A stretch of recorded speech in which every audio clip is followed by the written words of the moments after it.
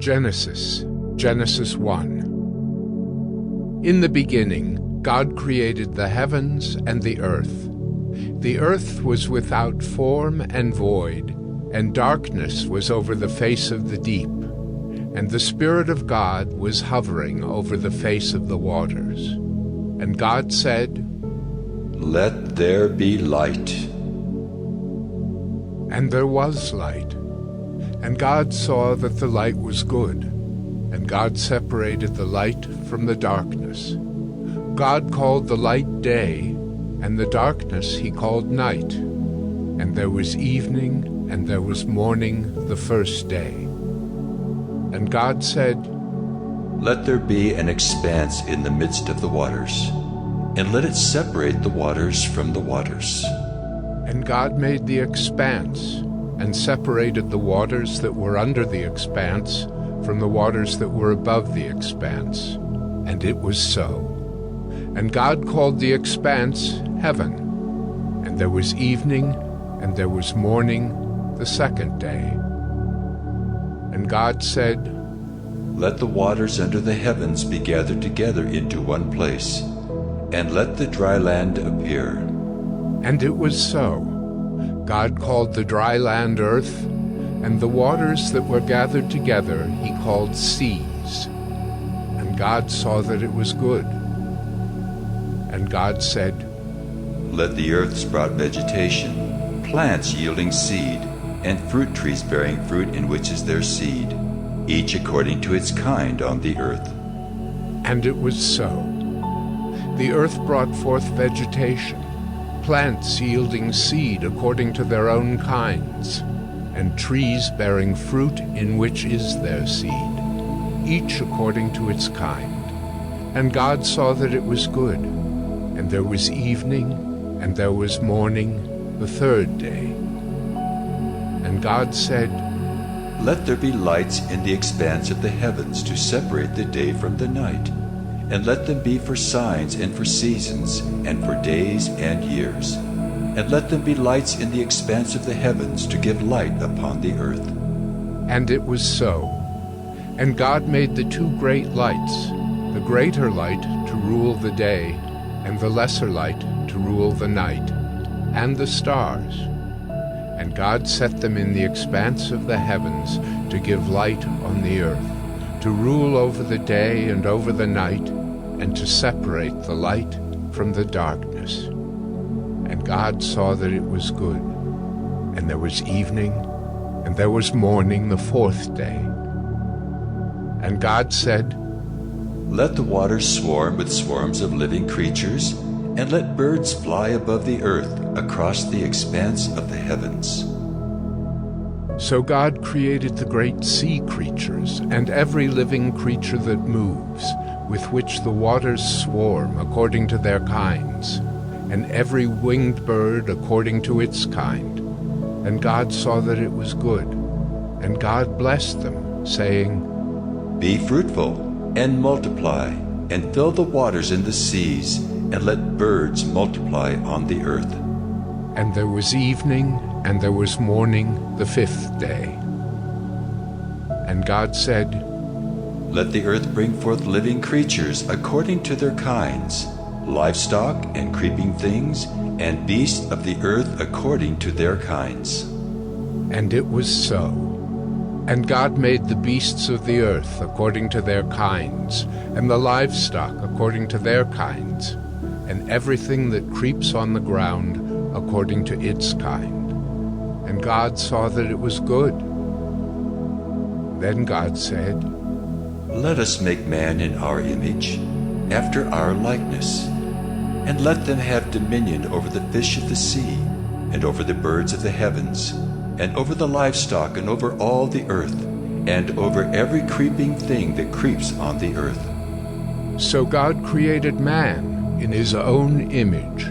In the image of God he created him. Male and female he created them. And God blessed them. And God said to them, "Be fruitful and multiply, and fill the earth and subdue it, and have dominion over the fish of the sea, and over the birds of the heavens, and over every living thing that moves on the earth. And God said, Behold, I have given you every plant yielding seed that is on the face of all the earth, and every tree with seed in its fruit. You shall have them for food. And to every beast of the earth, and to every bird of the heavens, and to everything that creeps on the earth, everything that has the breath of life, I have given every green plant for food. And it was so. And God saw everything that he had made, and behold, it was very good. And there was evening, and there was morning, the sixth day. Genesis 2. Thus the heavens and the earth were finished, and all the host of them. And on the seventh day God finished his work that he had done, and he rested on the seventh day from all his work that he had done. So God blessed the seventh day, and made it holy, because on it God rested from all his work that he had done in creation. These are the generations of the heavens and the earth when they were created, in the day that the Lord God made the earth and the heavens, when no bush of the field was yet in the land, and no small plant of the field had yet sprung up, for the Lord God had not caused it to rain on the land, and there was no man to work the ground. And a mist was going up from the land, and was watering the whole face of the ground. Then the Lord God formed the man of dust from the ground, and breathed into his nostrils the breath of life, and the man became a living creature. And the Lord God planted a garden in Eden in the east, and there he put the man whom he had formed. And out of the ground the Lord God made to spring up every tree that is pleasant to the sight and good for food. The tree of life was in the midst of the garden, and the tree of the knowledge of good and evil. A river flowed out of Eden to water the garden, and there it divided and became 4 rivers. The name of the first is the Pishon. It is the one that flowed around the whole land of Havilah, where there is gold. And the gold of that land is good. Bdellium and onyx stone are there. The name of the second river is the Gihon. It is the one that flowed around the whole land of Cush. And the name of the third river is the Tigris, which flows east of Assyria. And the fourth river is the Euphrates. The Lord God took the man and put him in the Garden of Eden to work it and keep it. And the Lord God commanded the man, saying, You may surely eat of every tree of the garden, but of the tree of the knowledge of good and evil you shall not eat, for in the day that you eat of it you shall surely die. Then the Lord God said, It is not good that the man should be alone. I will make him a helper fit for him. Now out of the ground the Lord God had formed every beast of the field and every bird of the heavens, and brought them to the man, to see what he would call them. And whatever the man called every living creature, that was its name. The man gave names to all livestock, and to the birds of the heavens, and to every beast of the field. But for Adam there was not found a helper fit for him. So the Lord God caused a deep sleep to fall upon the man, and while he slept took one of his ribs and closed up its place with flesh. And the rib that the Lord God had taken from the man he made into a woman, and brought her to the man. Then the man said, This at last is bone of my bones, and flesh of my flesh. She shall be called woman, because she was taken out of man. Therefore a man shall leave his father and his mother, and hold fast to his wife, and they shall become one flesh. And the man and his wife were both naked, and were not ashamed. Genesis 3. Now the serpent was more crafty than any other beast of the field that the Lord God had made. He said to the woman, Did God actually say, "You shall not eat of any tree in the garden"? And the woman said to the serpent, We may eat of the fruit of the trees in the garden, but God said, You shall not eat of the fruit of the tree that is in the midst of the garden, neither shall you touch it, lest you die. But the serpent said to the woman, You will not surely die, for God knows that when you eat of it, your eyes will be opened, and you will be like God, knowing good and evil. So when the woman saw that the tree was good for food, and that it was a delight to the eyes, and that the tree was to be desired to make one wise, she took of its fruit and ate. And she also gave some to her husband who was with her, and he ate. Then the eyes of both were opened, and they knew that they were naked. And they sewed fig leaves together, and made themselves loincloths. And they heard the sound of the Lord God walking in the garden in the cool of the day. And the man and his wife hid themselves from the presence of the Lord God among the trees of the garden. But the Lord God called to the man and said to him, Where are you? And he said, I heard the sound of you in the garden, and I was afraid, because I was naked, and I hid myself. He said, Who told you that you were naked? Have you eaten of the tree of which I commanded you not to eat? The man said, The woman whom you gave to be with me, she gave me fruit of the tree, and I ate. Then the Lord God said to the woman, What is this that you have done? The woman said, The serpent deceived me, and I ate. The Lord God said to the serpent, Because you have done this, cursed are you above all livestock, and above all beasts of the field. On your belly you shall go, and dust you shall eat all the days of your life.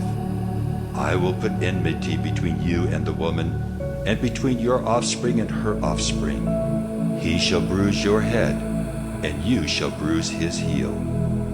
To the woman he said, I will surely multiply your pain in childbearing. In pain you shall bring forth children. Your desire shall be for your husband, and he shall rule over you. And to Adam he said, Because you have listened to the voice of your wife, and have eaten of the tree of which I commanded you, you shall not eat of it. Cursed is the ground because of you. In pain you shall eat of it all the days of your life. Thorns and thistles it shall bring forth for you, and you shall eat the plants of the field. By the sweat of your face you shall eat bread, till you return to the ground, for out of it you were taken. For you are dust, and to dust you shall return. The man called his wife's name Eve, because she was the mother of all living. And the Lord God made for Adam and for his wife garments of skins and clothed them.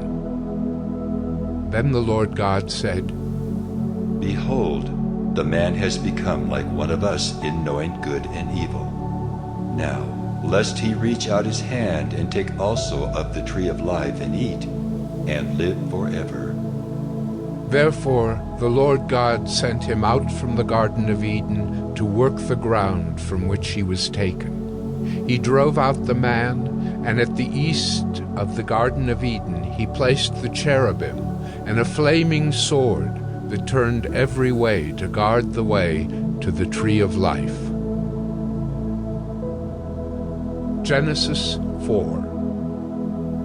Now Adam knew Eve, his wife, and she conceived and bore Cain, saying, I have gotten a man with the help of the Lord.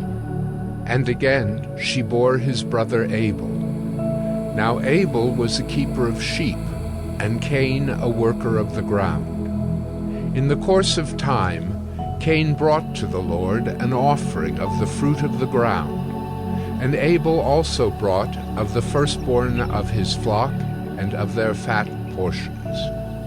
And the Lord had regard for Abel and his offering, but for Cain and his offering he had no regard. So Cain was very angry, and his face fell. The Lord said to Cain, Why are you angry?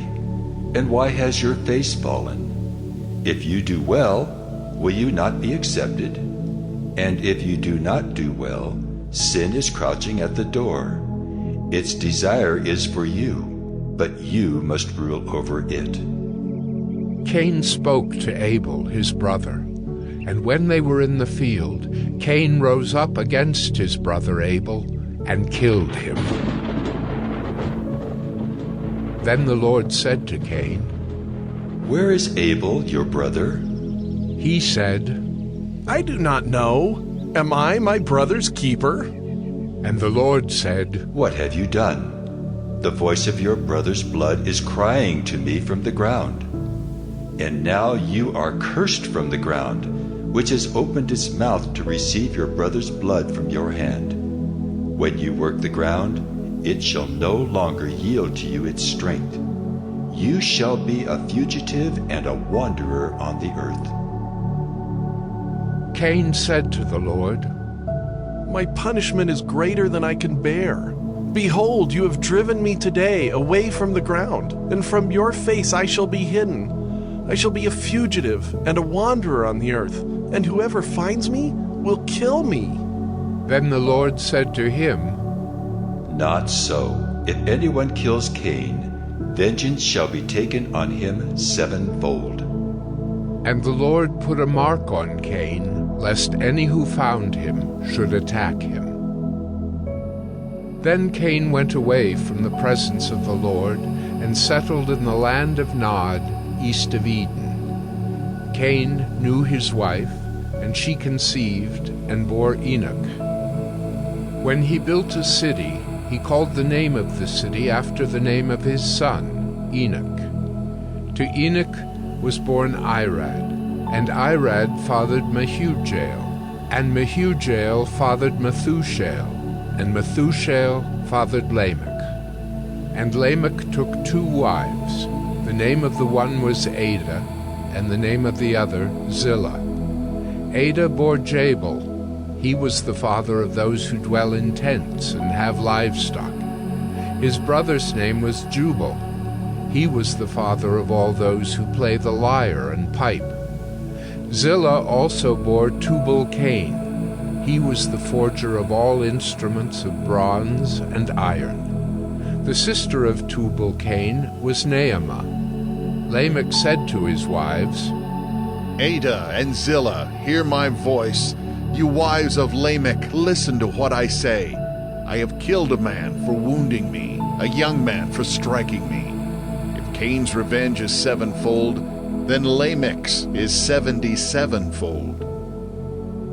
And Adam knew his wife again, and she bore a son and called his name Seth, for she said, God has appointed for me another offspring instead of Abel, for Cain killed him. To Seth also a son was born, and he called his name Enosh. At that time people began to call upon the name of the Lord. Genesis 5. This is the book of the generations of Adam. When God created man, he made him in the likeness of God. Male and female he created them, and he blessed them and named them man when they were created. When Adam had lived 130 years, he fathered a son in his own likeness, after his image, and named him Seth. The days of Adam after he fathered Seth were 800 years, and he had other sons and daughters. Thus all the days that Adam lived were 930 years, and he died. When Seth had lived 105 years, he fathered Enosh. Seth lived after he fathered Enosh 807 years, and had other sons and daughters. Thus all the days of Seth were 912 years, and he died. When Enosh had lived 90 years, he fathered Kenan. Enosh lived after he fathered Kenan 815 years, and had other sons and daughters. Thus all the days of Enosh were 905 years, and he died. When Kenan had lived 70 years, he fathered Mahalalel. Kenan lived after he fathered Mahalalel 840 years, and had other sons and daughters. Thus all the days of Kenan were 910 years, and he died. When Mahalalel had lived 65 years, he fathered Jared. Mahalalel lived after he fathered Jared 830 years, and had other sons and daughters. Thus all the days of Mahalalel were 895 years, and he died. When Jared had lived 162 years, he fathered Enoch. Jared lived after he fathered Enoch 800 years, and had other sons and daughters. Thus all the days of Jared were 962 years, and he died. When Enoch had lived 65 years, he fathered Methuselah. Enoch walked with God after he fathered Methuselah 300 years, and had other sons and daughters. Thus all the days of Enoch were 365 years. Enoch walked with God, and he was not, for God took him. When Methuselah had lived 187 years, he fathered Lamech. Methuselah lived after he fathered Lamech 782 years, and had other sons and daughters. Thus all the days of Methuselah were 969 years, and he died. When Lamech had lived 182 years, he fathered a son, and called his name Noah, saying, Out of the ground that the Lord has cursed, this one shall bring us relief from our work and from the painful toil of our hands. Lamech lived after he fathered Noah 595 years, and had other sons and daughters. Thus all the days of Lamech were 777 years, and he died. After Noah was 500 years old, Noah fathered Shem, Ham, and Japheth. Genesis 6. When man began to multiply on the face of the land, and daughters were born to them, the sons of God saw that the daughters of man were attractive, and they took as their wives any they chose. Then the Lord said, My spirit shall not abide in man forever, for he is flesh. His days shall be 120 years.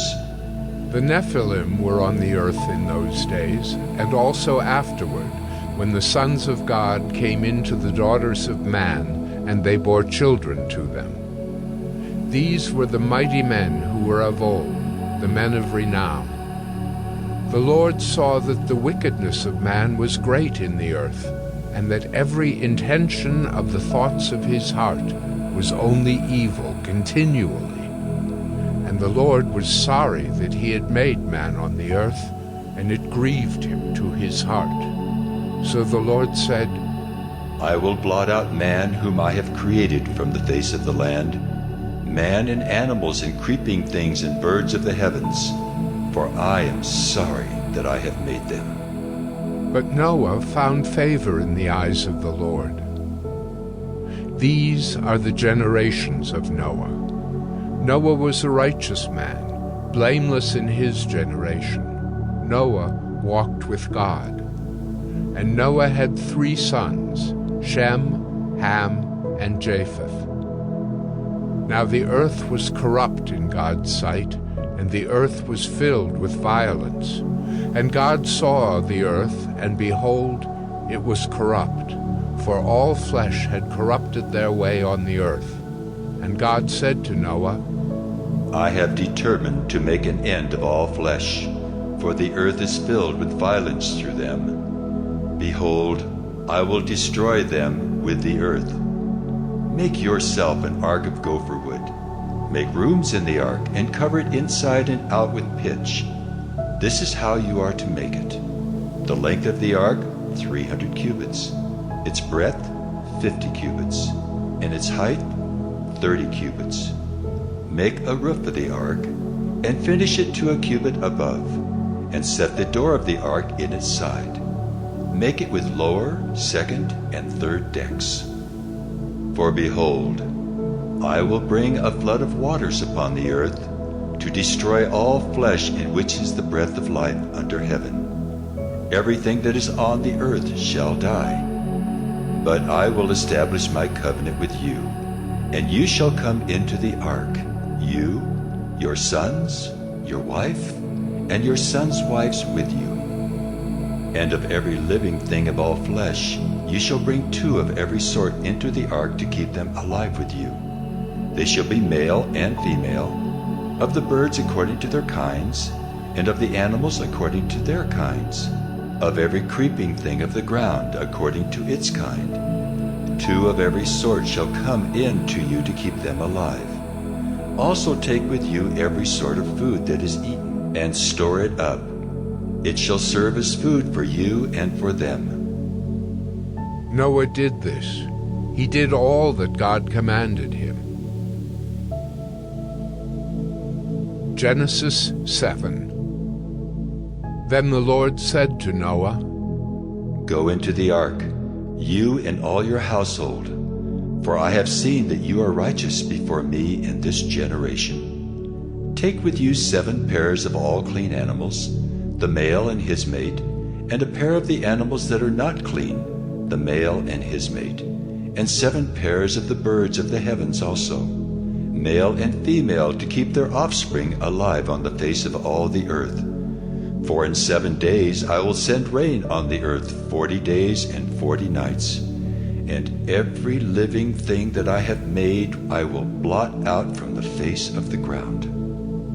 And Noah did all that the Lord had commanded him. Noah was 600 years old when the flood of waters came upon the earth. And Noah and his sons and his wife and his sons' wives with him went into the ark to escape the waters of the flood.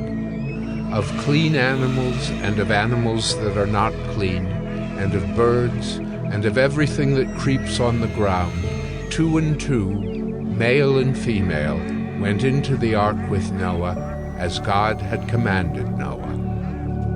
And after 7 days, the waters of the flood came upon the earth. In the 600th year of Noah's life, in the 2nd month, on the 17th day of the month, on that day all the fountains of the great deep burst forth, and the windows of the heavens were opened, and rain fell upon the earth 40 days and 40 nights.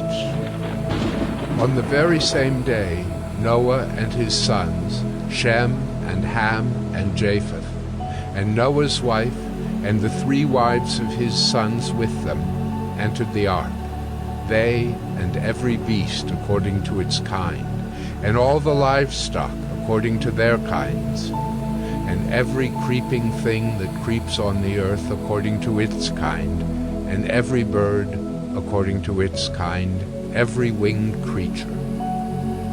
They went into the ark with Noah, 2 and 2 of all flesh in which there was the breath of life.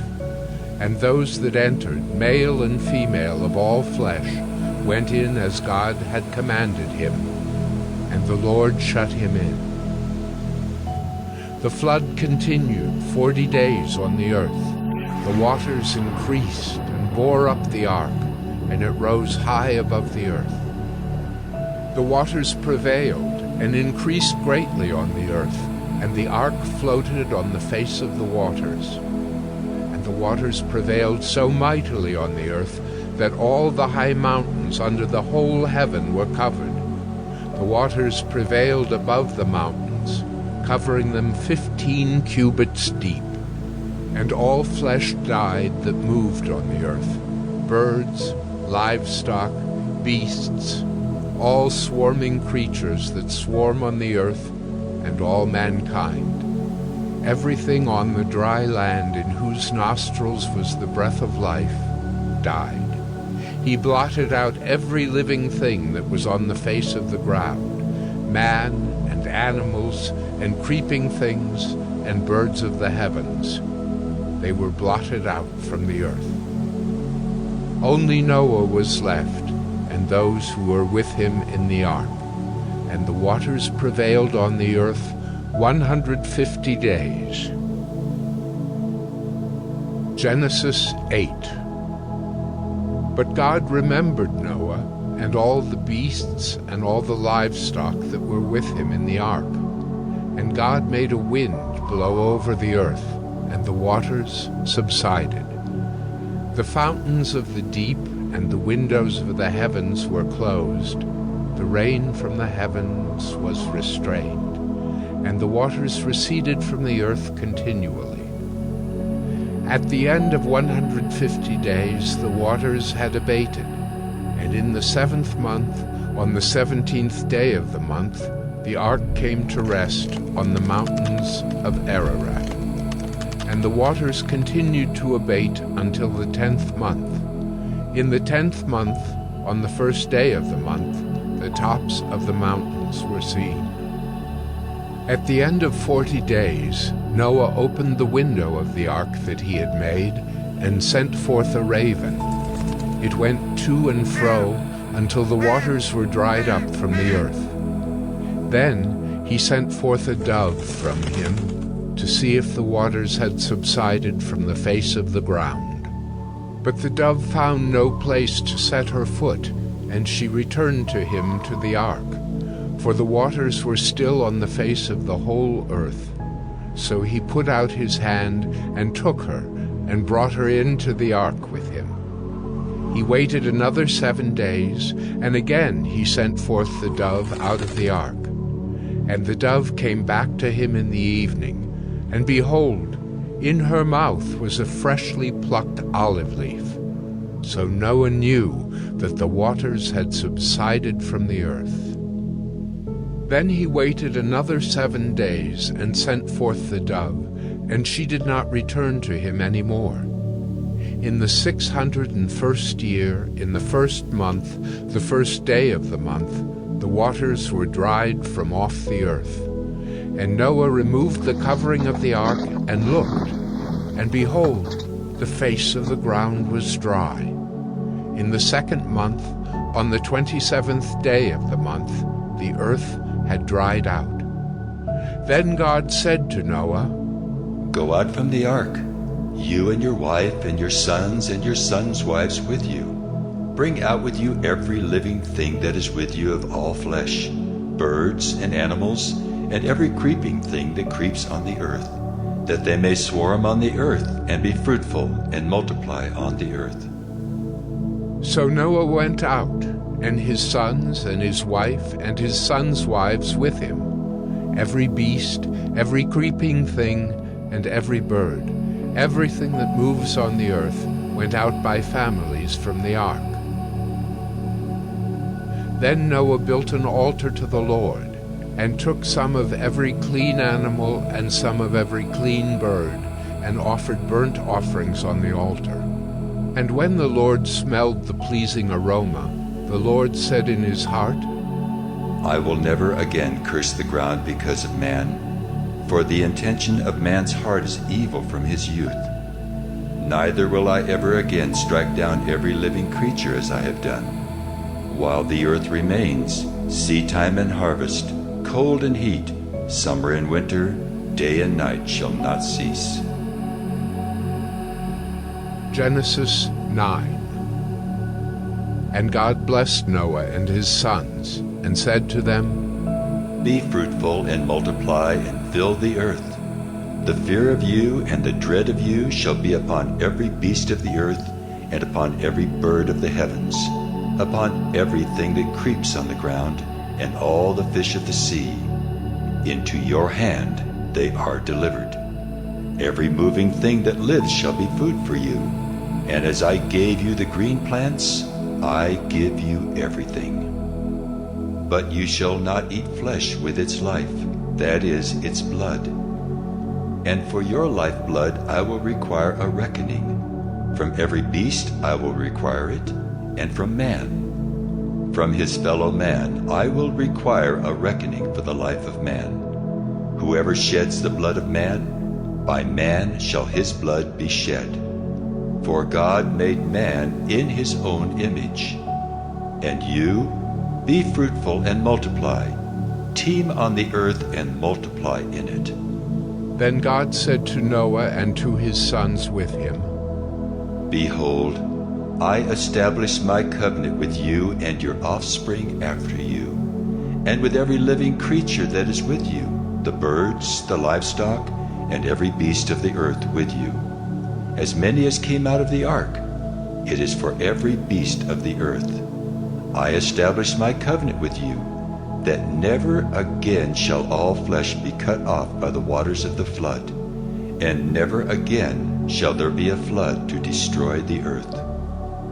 And God said, This is the sign of the covenant that I make between me and you and every living creature that is with you, for all future generations. I have set my bow in the cloud, and it shall be a sign of the covenant between me and the earth. When I bring clouds over the earth and the bow is seen in the clouds, I will remember my covenant that is between me and you and every living creature of all flesh. And the waters shall never again become a flood to destroy all flesh. When the bow is in the clouds, I will see it and remember the everlasting covenant between God and every living creature of all flesh that is on the earth. God said to Noah, This is the sign of the covenant that I have established between me and all flesh that is on the earth. The sons of Noah who went forth from the ark were Shem, Ham, and Japheth. Ham was the father of Canaan. These three were the sons of Noah, and from these the people of the whole earth were dispersed. Noah began to be a man of the soil, and he planted a vineyard. He drank of the wine and became drunk, and lay uncovered in his tent. And Ham, the father of Canaan, saw the nakedness of his father, and told his two brothers outside. Then Shem and Japheth took a garment, laid it on both their shoulders, and walked backward, and covered the nakedness of their father. Their faces were turned backward, and they did not see their father's nakedness. When Noah awoke from his wine, and knew what his youngest son had done to him, he said, Cursed be Canaan, a servant of servants shall he be to his brothers. He also said, Blessed be the Lord, the God of Shem, and let Canaan be his servant. May God enlarge Japheth, and let him dwell in the tents of Shem, and let Canaan be his servant. After the flood, Noah lived 350 years. All the days of Noah were 950 years, and he died. Genesis 10. These are the generations of the sons of Noah: Shem, Ham, and Japheth. Sons were born to them after the flood. The sons of Japheth: Gomer, Magog, Madai, Javan, Tubal, Meshech, and Tyrus. The sons of Gomer: Ashkenaz, Riphath, and Togarmah. The sons of Javan: Elisha, Tarshish, Kittim, and Dodanim. From these the coastland peoples spread in their lands, each with his own language, by their clans, in their nations. The sons of Ham: Cush, Egypt, Put, and Canaan. The sons of Cush: Seba, Havilah, Sabta, Raamah, and Sabtucca. The sons of Raamah: Sheba and Dedan. Cush fathered Nimrod. He was the first on earth to be a mighty man. He was a mighty hunter before the Lord. Therefore it is said, like Nimrod, a mighty hunter before the Lord. The beginning of his kingdom was Babel, Erech, Ekkad, and Calneh in the land of Shinar. From that land he went into Assyria and built Nineveh, Rehoboth-ir, Calah, and Resen, between Nineveh and Calah, that is, the great city. Egypt fathered Ludim, Anamim, Lehabim, Naphtahim, Pathrusim, Casluhim, from whom the Philistines came, and Caphtorim. Canaan fathered Sidon his firstborn, and Heth, and the Jebusites, the Amorites, the Girgashites, the Hivites, the Arkites, the Sinites, the Arvadites, the Zemarites, and the Hamathites. Afterward, the clans of the Canaanites dispersed, and the territory of the Canaanites extended from Sidon in the direction of Gerar as far as Gaza, and in the direction of Sodom, Gomorrah, Admah, and Zeboim, as far as Lasha. These are the sons of Ham by their clans, their languages, their lands, and their nations. To Shem also, the father of all the children of Eber, the elder brother of Japheth, children were born. The sons of Shem: Elam, Asher, Arpachshad, Lud, and Aram. The sons of Aram: Uz, Hul, Gether, and Mash. Arpachshad fathered Shelah, and Shelah fathered Eber. To Eber were born 2 sons. The name of the one was Peleg, for in his days the earth was divided, and his brother's name was Joktan. Joktan fathered Almodad, Sheleph, Hazarmaveth, Jireh, Hadoram, Uzal, Diklah, Obal, Abimiel, Sheba, Ophir, Havilah, and Jobab. All these were the sons of Joktan. The territory in which they live extended from Mesha in the direction of Sephar to the hill country of the east. These are the sons of Shem by their clans, their languages, their lands, and their nations. These are the clans of the sons of Noah, according to their genealogies in their nations. And from these the nations spread abroad on the earth after the flood. Genesis 11. Now the whole earth had one language and the same words, and as people migrated from the east, they found a plain in the land of Shinar and settled there. And they said to one another, "Come, let us make bricks and burn them thoroughly." And they had brick for stone and bitumen for mortar. Then they said, "Come, let us build ourselves a city and a tower with its top in the heavens, and let us make a name for ourselves, lest we be dispersed over the face of the whole earth." And the Lord came down to see the city and the tower which the children of man had built. And the Lord said, Behold, they are one people, and they have all one language. And this is only the beginning of what they will do. And nothing that they propose to do will now be impossible for them. Come, let us go down and there confuse their language, so that they may not understand one another's speech. So the Lord dispersed them from there over the face of all the earth, and they left off building the city. Therefore its name was called Babel, because there the Lord confused the language of all the earth. And from there the Lord dispersed them over the face of all the earth. These are the generations of Shem. When Shem was 100 years old, he fathered Arpachshad 2 years after the flood. And Shem lived after he fathered Arpachshad 500 years, and had other sons and daughters. When Arpachshad had lived 35 years, he fathered Shelah.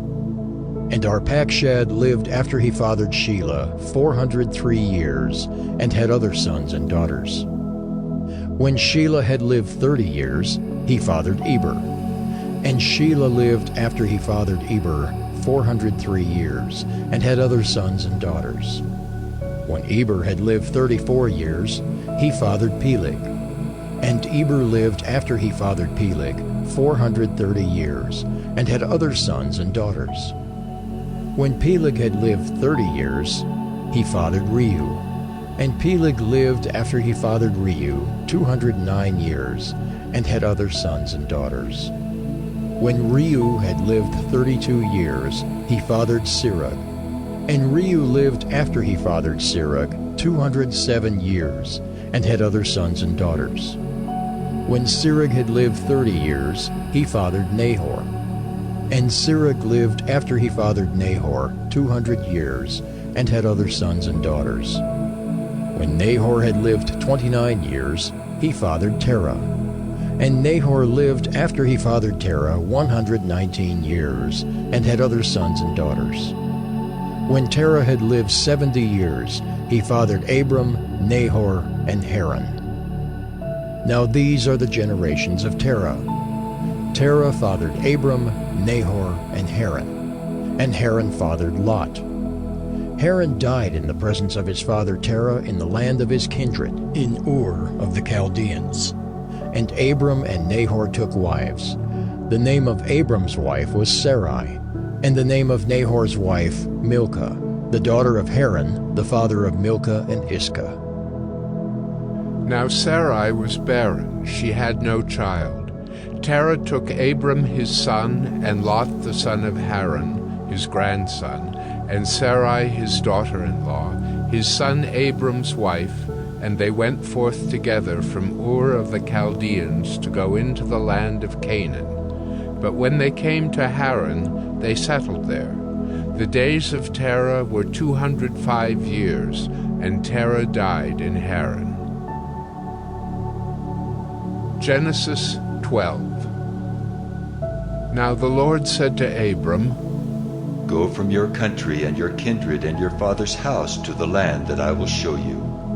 And I will make of you a great nation, and I will bless you and make your name great, so that you will be a blessing.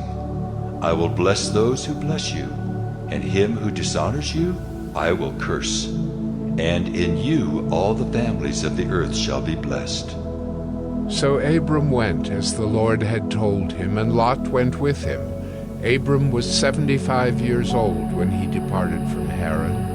And Abram took Sarai his wife, and Lot his brother's son, and all their possessions that they had gathered, and the people that they had acquired in Haran, and they set out to go to the land of Canaan.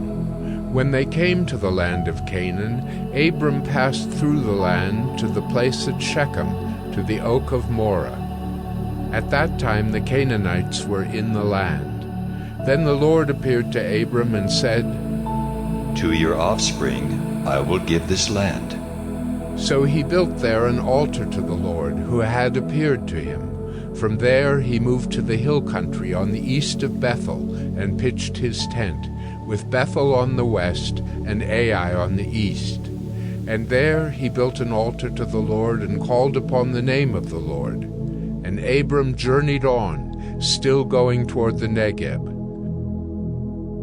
Now there was a famine in the land, so Abram went down to Egypt to sojourn there, for the famine was severe in the land. When he was about to enter Egypt, he said to Sarai his wife, I know that you are a woman beautiful in appearance, and when the Egyptians see you, they will say, This is his wife. Then they will kill me, but they will let you live.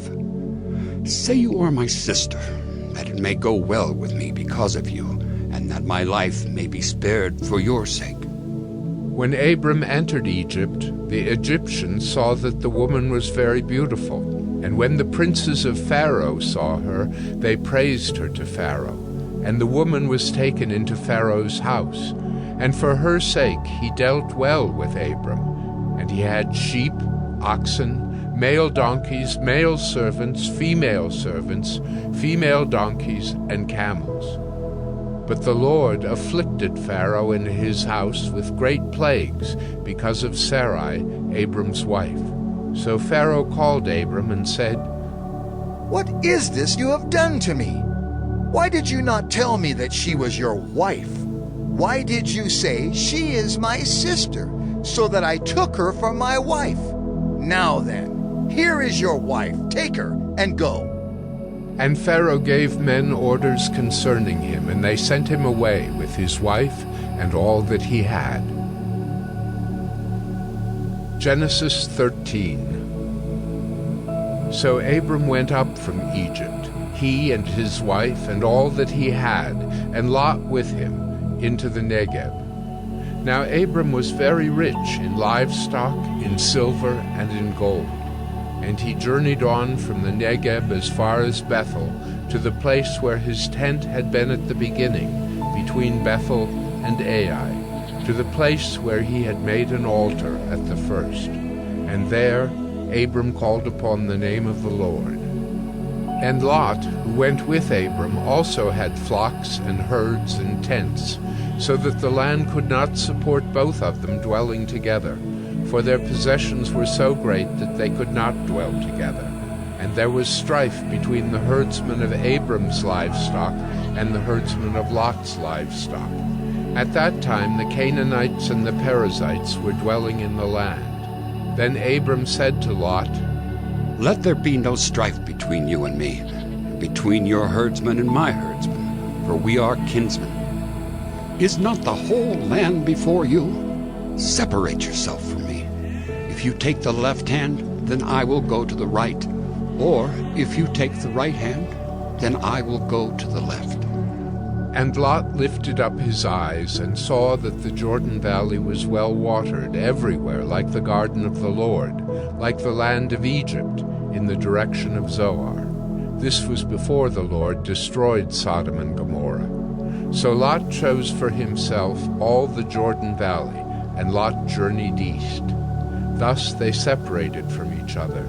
Abram settled in the land of Canaan, while Lot settled among the cities of the valley and moved his tent as far as Sodom. Now the men of Sodom were wicked, great sinners against the Lord. The Lord said to Abram after Lot had separated from him, Lift up your eyes and look from the place where you are, northward and southward and eastward and westward. For all the land that you see I will give to you and to your offspring forever. I will make your offspring as the dust of the earth, so that if one can count the dust of the earth, your offspring also can be counted.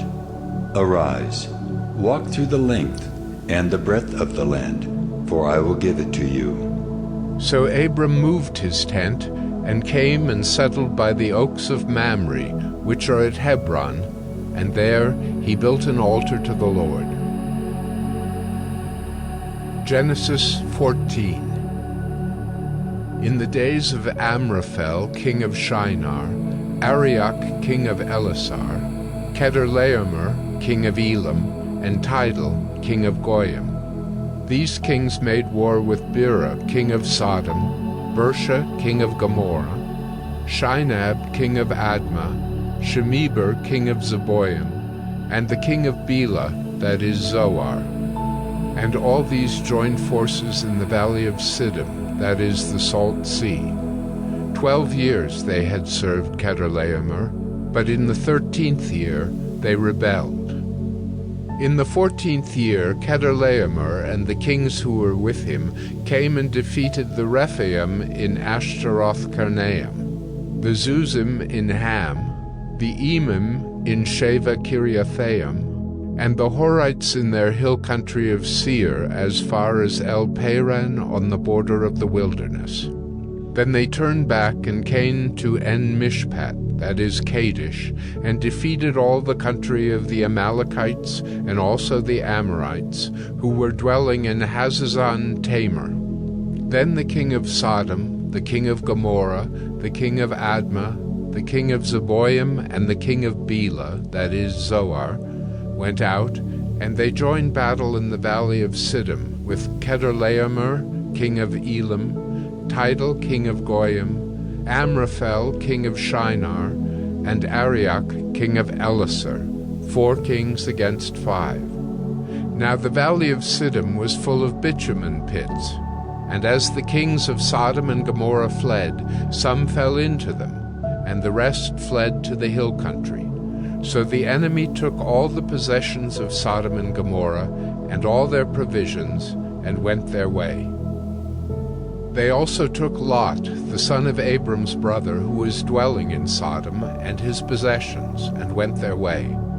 Then one who had escaped came and told Abram the Hebrew, who was living by the oaks of Mamre the Amorite, brother of Eshcol and of Aner. These were allies of Abram. When Abram heard that his kinsman had been taken captive, he led forth his trained men, born in his house, 318 of them, and went in pursuit as far as Dan. And he divided his forces against them by night, he and his servants, and defeated them and pursued them to Hobah, north of Damascus. Then he brought back all the possessions, and also brought back his kinsman Lot with his possessions, and the women and the people. After his return from the defeat of Chedorlaomer and the kings who were with him, the king of Sodom went out to meet him at the valley of Sheva, that is, the king's valley. And Melchizedek, king of Salem, brought out bread and wine. He was priest of God Most High, and he blessed him and said, Blessed be Abram by God Most High, possessor of heaven and earth. And blessed be God Most High, who has delivered your enemies into your hand. And Abram gave him 1/10 of everything. And the king of Sodom said to Abram, Give me the persons, but take the goods for yourself. But Abram said to the king of Sodom, I have lifted my hand to the Lord God Most High, possessor of heaven and earth, that I would not take a thread or a sandal strap or anything that is yours, lest you should say, I have made Abram rich. I will take nothing but what the young men have eaten, and the share of the men who went with me. Let Aner, Eshcol, and Mamre take their share. Genesis 15. After these things the word of the Lord came to Abram in a vision. Fear not, Abram. I am your shield. Your reward shall be very great. But Abram said, O Lord God, what will you give me, for I continue childless, and the heir of my house is Eliezer of Damascus? And Abram said, Behold, you have given me no offspring, and a member of my household will be my heir. And behold, the word of the Lord came to him. This man shall not be your heir. Your very own son shall be your heir. And he brought him outside and said, Look toward heaven, and number the stars, if you are able to number them. Then he said to him, So shall your offspring be. And he believed the Lord, and he counted it to him as righteousness. And he said to him, I am the Lord who brought you out from Ur of the Chaldeans, to give you this land to possess. But he said, O Lord God, how am I to know that I shall possess it? He said to him, Bring me a heifer 3 years old, a female goat 3 years old, a ram 3 years old, a turtle dove, and a young pigeon. And he brought him all these, cut them in half, and laid each half over against the other. But he did not cut the birds in half. And when birds of prey came down on the carcasses, Abram drove them away. As the sun was going down, a deep sleep fell on Abram, and behold, dreadful and great darkness fell upon him. Then the Lord said to Abram, Know for certain that your offspring will be sojourners in a land that is not theirs, and will be servants there, and they will be afflicted for 400 years. But I will bring judgment on the nation that they serve, and afterward they shall come out with great possessions. As for yourself, you shall go to your fathers in peace. You shall be buried in a good old age. And they shall come back here in the 4th generation, for the iniquity of the Amorites is not yet complete. When the sun had gone down and it was dark, behold, a smoking fire pot and a flaming torch passed between these pieces. On that day the Lord made a covenant with Abram, saying, To your offspring I give this land, from the river of Egypt to the great river, the river Euphrates, the land of the Kenites, the Kenizzites, the Cadmonites, the Hittites, the Perizzites, the Rephaim, the Amorites, the Canaanites, the Girgashites, and the Jebusites. Genesis 16. Now Sarai, Abram's wife, had borne him no children. She had a female Egyptian servant whose name was Hagar. And Sarai said to Abram, Behold now, the Lord has prevented me from bearing children. Go into my servant. It may be that I shall obtain children by her. And Abram listened to the voice of Sarai. So after Abram had lived 10 years in the land of Canaan, Sarai, Abram's wife, took Hagar the Egyptian her servant, and gave her to Abram her husband as a wife. And he went in to Hagar, and she conceived. And when she saw that she had conceived, she looked with contempt on her mistress. And Sarai said to Abram, May the wrong done to me be on you. I gave my servant to your embrace, and when she saw that she had conceived, she looked on me with contempt. May the Lord judge between you and me. But Abram said to Sarai, Behold, your servant is in your power. Do to her as you please. Then Sarai dealt harshly with her, and she fled from her. The angel of the Lord found her by a spring of water in the wilderness, the spring on the way to Shur. And he said, Hagar, servant of Sarai, where have you come from, and where are you going? She said, I am fleeing from my mistress, Sarai. The angel of the Lord said to her, Return to your mistress and submit to her. The angel of the Lord also said to her, I will surely multiply your offspring, so that they cannot be numbered for multitude.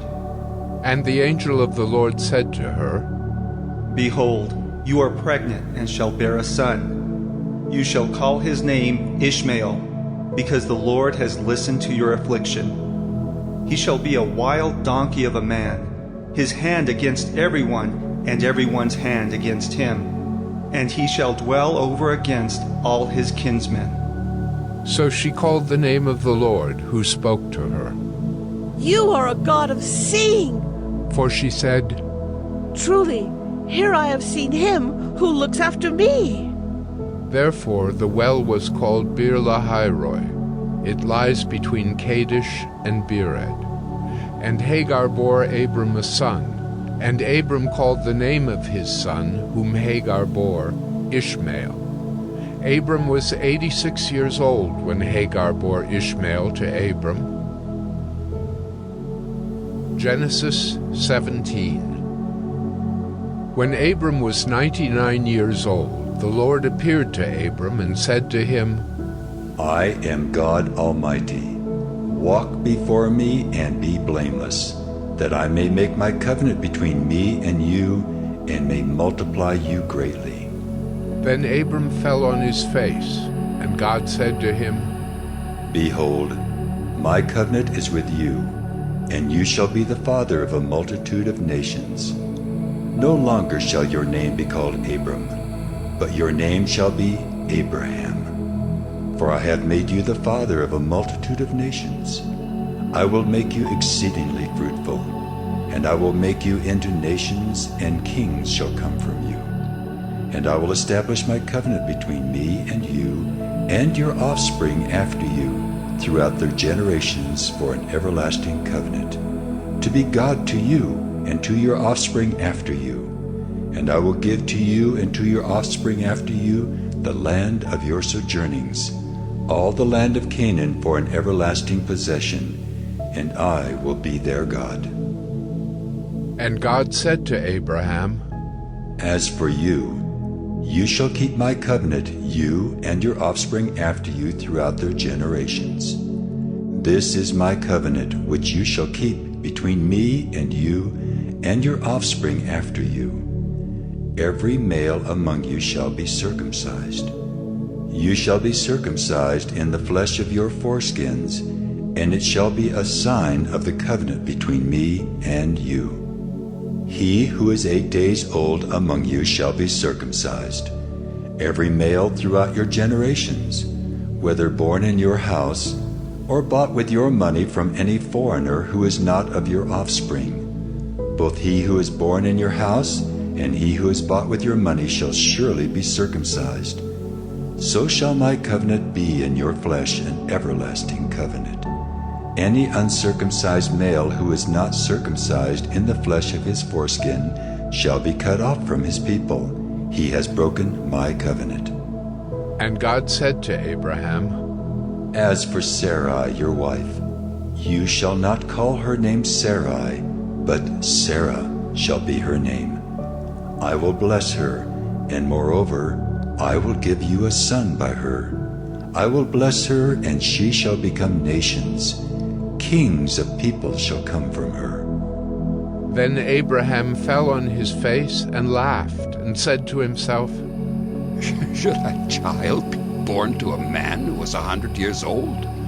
Shall Sarah, who is 90 years old, bear a child? And Abraham said to God, Oh, that Ishmael might live before you. God said, No, but Sarah your wife shall bear you a son, and you shall call his name Isaac. I will establish my covenant with him as an everlasting covenant for his offspring after him. As for Ishmael, I have heard you. Behold, I have blessed him and will make him fruitful, and multiply him greatly.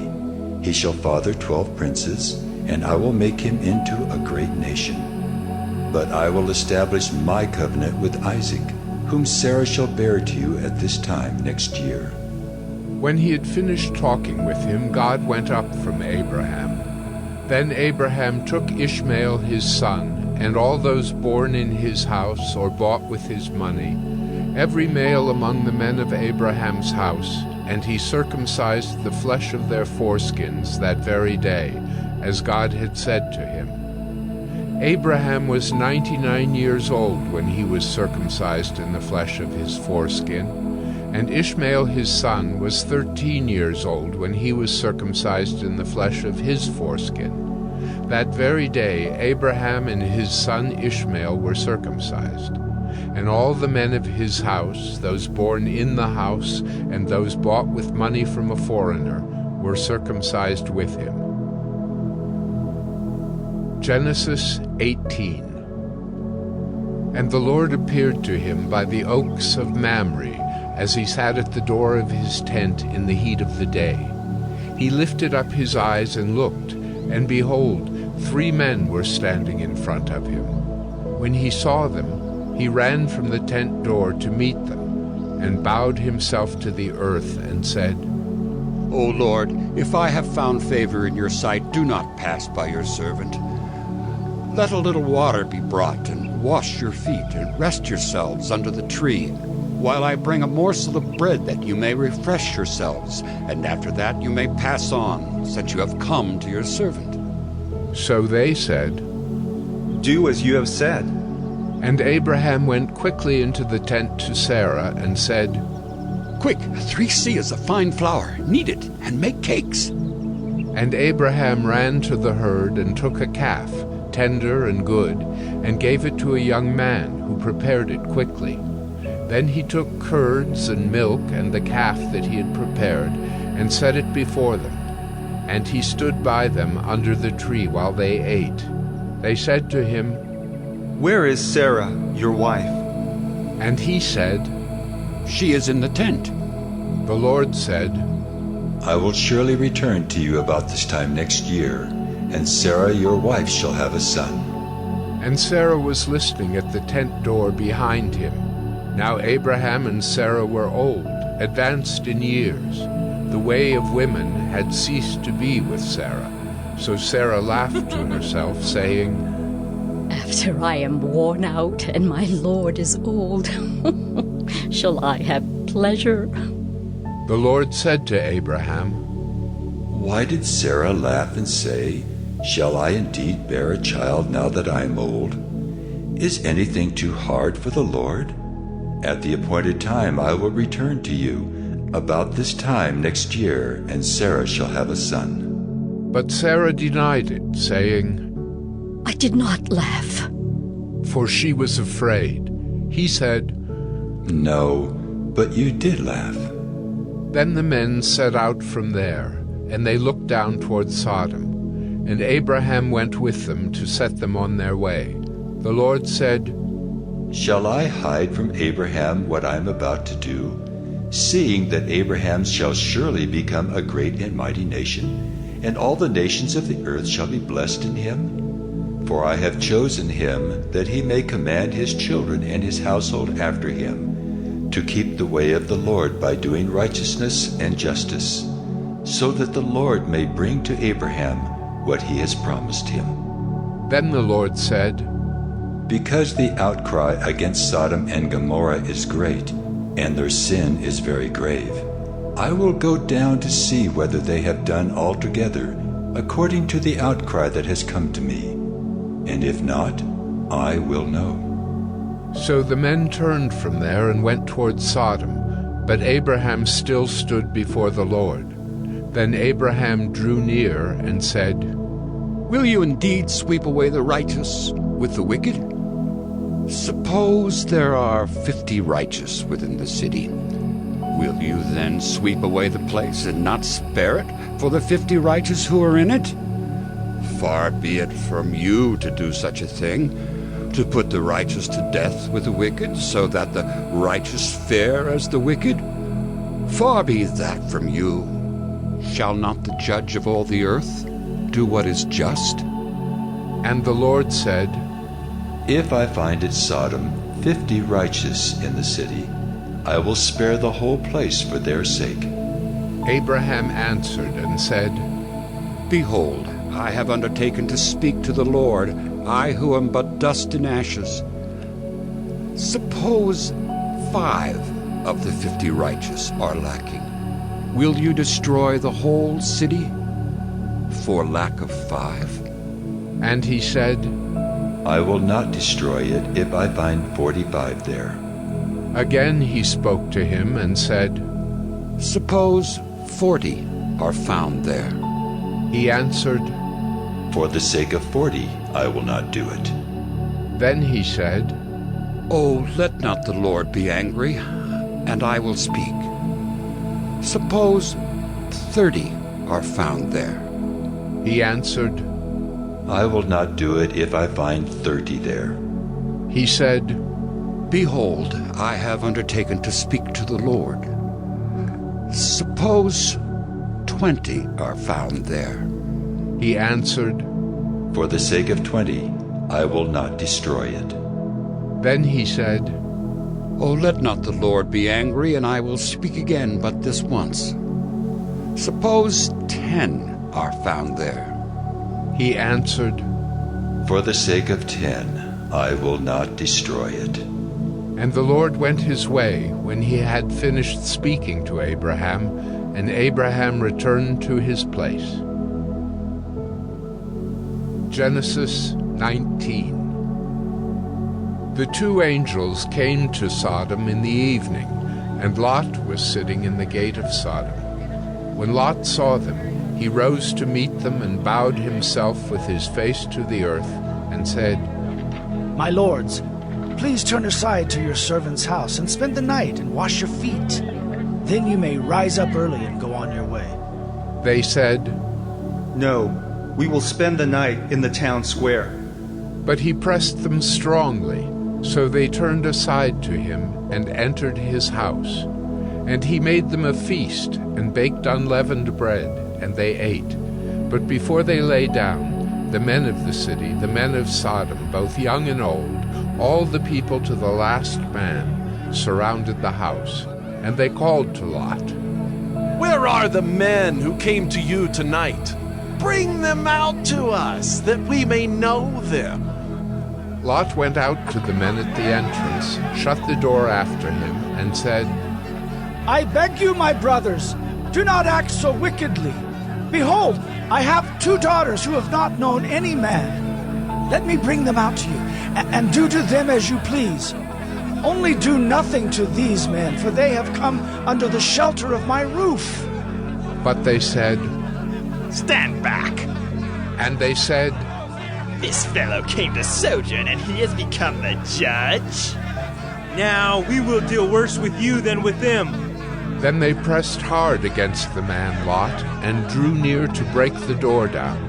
But the men reached out their hands and brought Lot into the house with them and shut the door.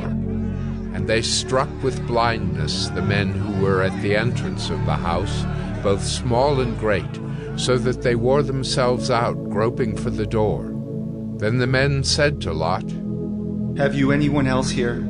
Sons-in-law, sons, daughters, or anyone you have in the city? Bring them out of the place. For we are about to destroy this place, because the outcry against its people has become great before the Lord, and the Lord has sent us to destroy it." So Lot went out and said to his sons-in-law, who were to marry his daughters, "Up! Get out of this place, for the Lord is about to destroy the city." But he seemed to his sons-in-law to be jesting. As morning dawned, the angels urged Lot, saying, "Up, take your wife and your 2 daughters who are here, lest you be swept away in the punishment of the city." But he lingered. So the men seized him and his wife and his 2 daughters by the hand, the Lord being merciful to him, and they brought him out and set him outside the city. And as they brought them out, one said, "Escape for your life. Do not look back or stop anywhere in the valley. Escape to the hills, lest you be swept away." And Lot said to them, "Oh no, my lords. Behold, your servant has found favor in your sight, and you have shown me great kindness in saving my life. But I cannot escape to the hills, lest the disaster overtake me and I die. Behold, this city is near enough to flee to, and it is a little one. Let me escape there. Is it not a little one? And my life will be saved." He said to him, "Behold, I grant you this favor also, that I will not overthrow the city of which you have spoken. Escape there quickly, for I can do nothing till you arrive there." Therefore the name of the city was called Zoar. The sun had risen on the earth when Lot came to Zoar. Then the Lord rained on Sodom and Gomorrah sulfur and fire from the Lord out of heaven. And he overthrew those cities and all the valley and all the inhabitants of the cities and what grew on the ground. But Lot's wife behind him looked back, and she became a pillar of salt. And Abraham went early in the morning to the place where he had stood before the Lord. And he looked down toward Sodom and Gomorrah, and toward all the land of the valley. And he looked, and behold, the smoke of the land went up like the smoke of a furnace. So it was that when God destroyed the cities of the valley, God remembered Abraham and sent Lot out of the midst of the overthrow when he overthrew the cities in which Lot had lived. Now Lot went up out of Zoar and lived in the hills with his 2 daughters, for he was afraid to live in Zoar. So he lived in a cave with his 2 daughters. And the firstborn said to the younger, "Our father is old, and there's not a man on earth to come into us after the manner of all the earth. Come, let us make our father drink wine, and we will lie with him, that we may preserve offspring from our father." So they made their father drink wine that night, and the firstborn went in and lay with her father. He did not know when she lay down or when she arose.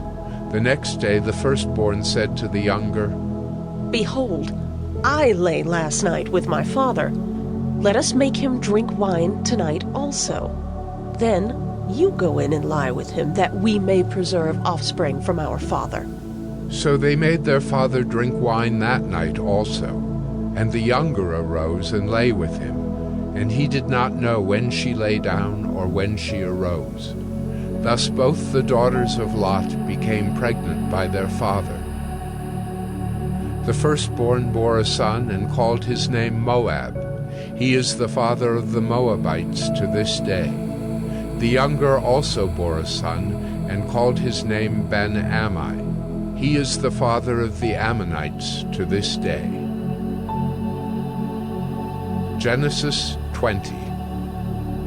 From there, Abraham journeyed toward the territory of the Negeb and lived between Kadesh and Shur. And he sojourned in Gerar. And Abraham said of Sarah his wife, She is my sister. And Abimelech, king of Gerar, sent and took Sarah. But God came to Abimelech in a dream by night and said to him, Behold, you are a dead man because of the woman whom you have taken, for she is a man's wife. Now Abimelech had not approached her, so he said, Lord, will you kill an innocent people? Did he not himself say to me, She is my sister? And she herself said, He is my brother. In the integrity of my heart and the innocence of my hands, I have done this. Then God said to him in the dream, Yes, I know that you have done this in the integrity of your heart, and it was I who kept you from sinning against me.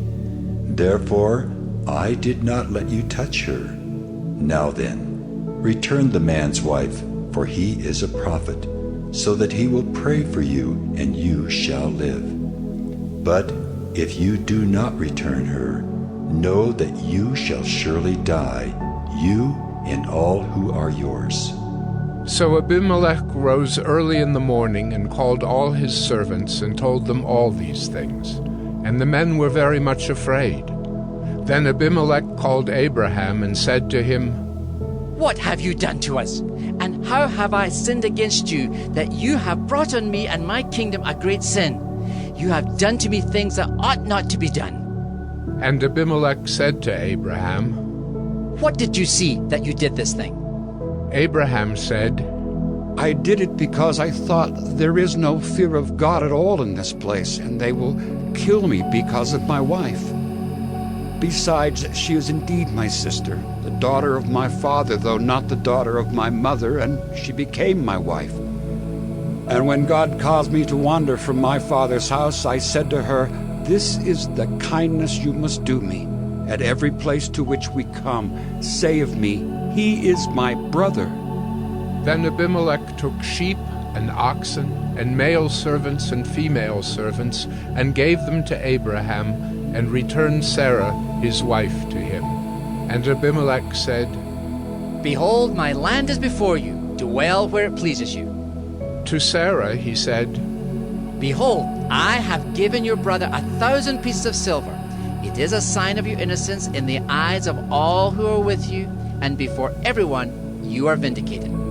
Then Abraham prayed to God, and God healed Abimelech, and also healed his wife and female slaves, so that they bore children. For the Lord had closed all the wombs of the house of Abimelech because of Sarah, Abraham's wife.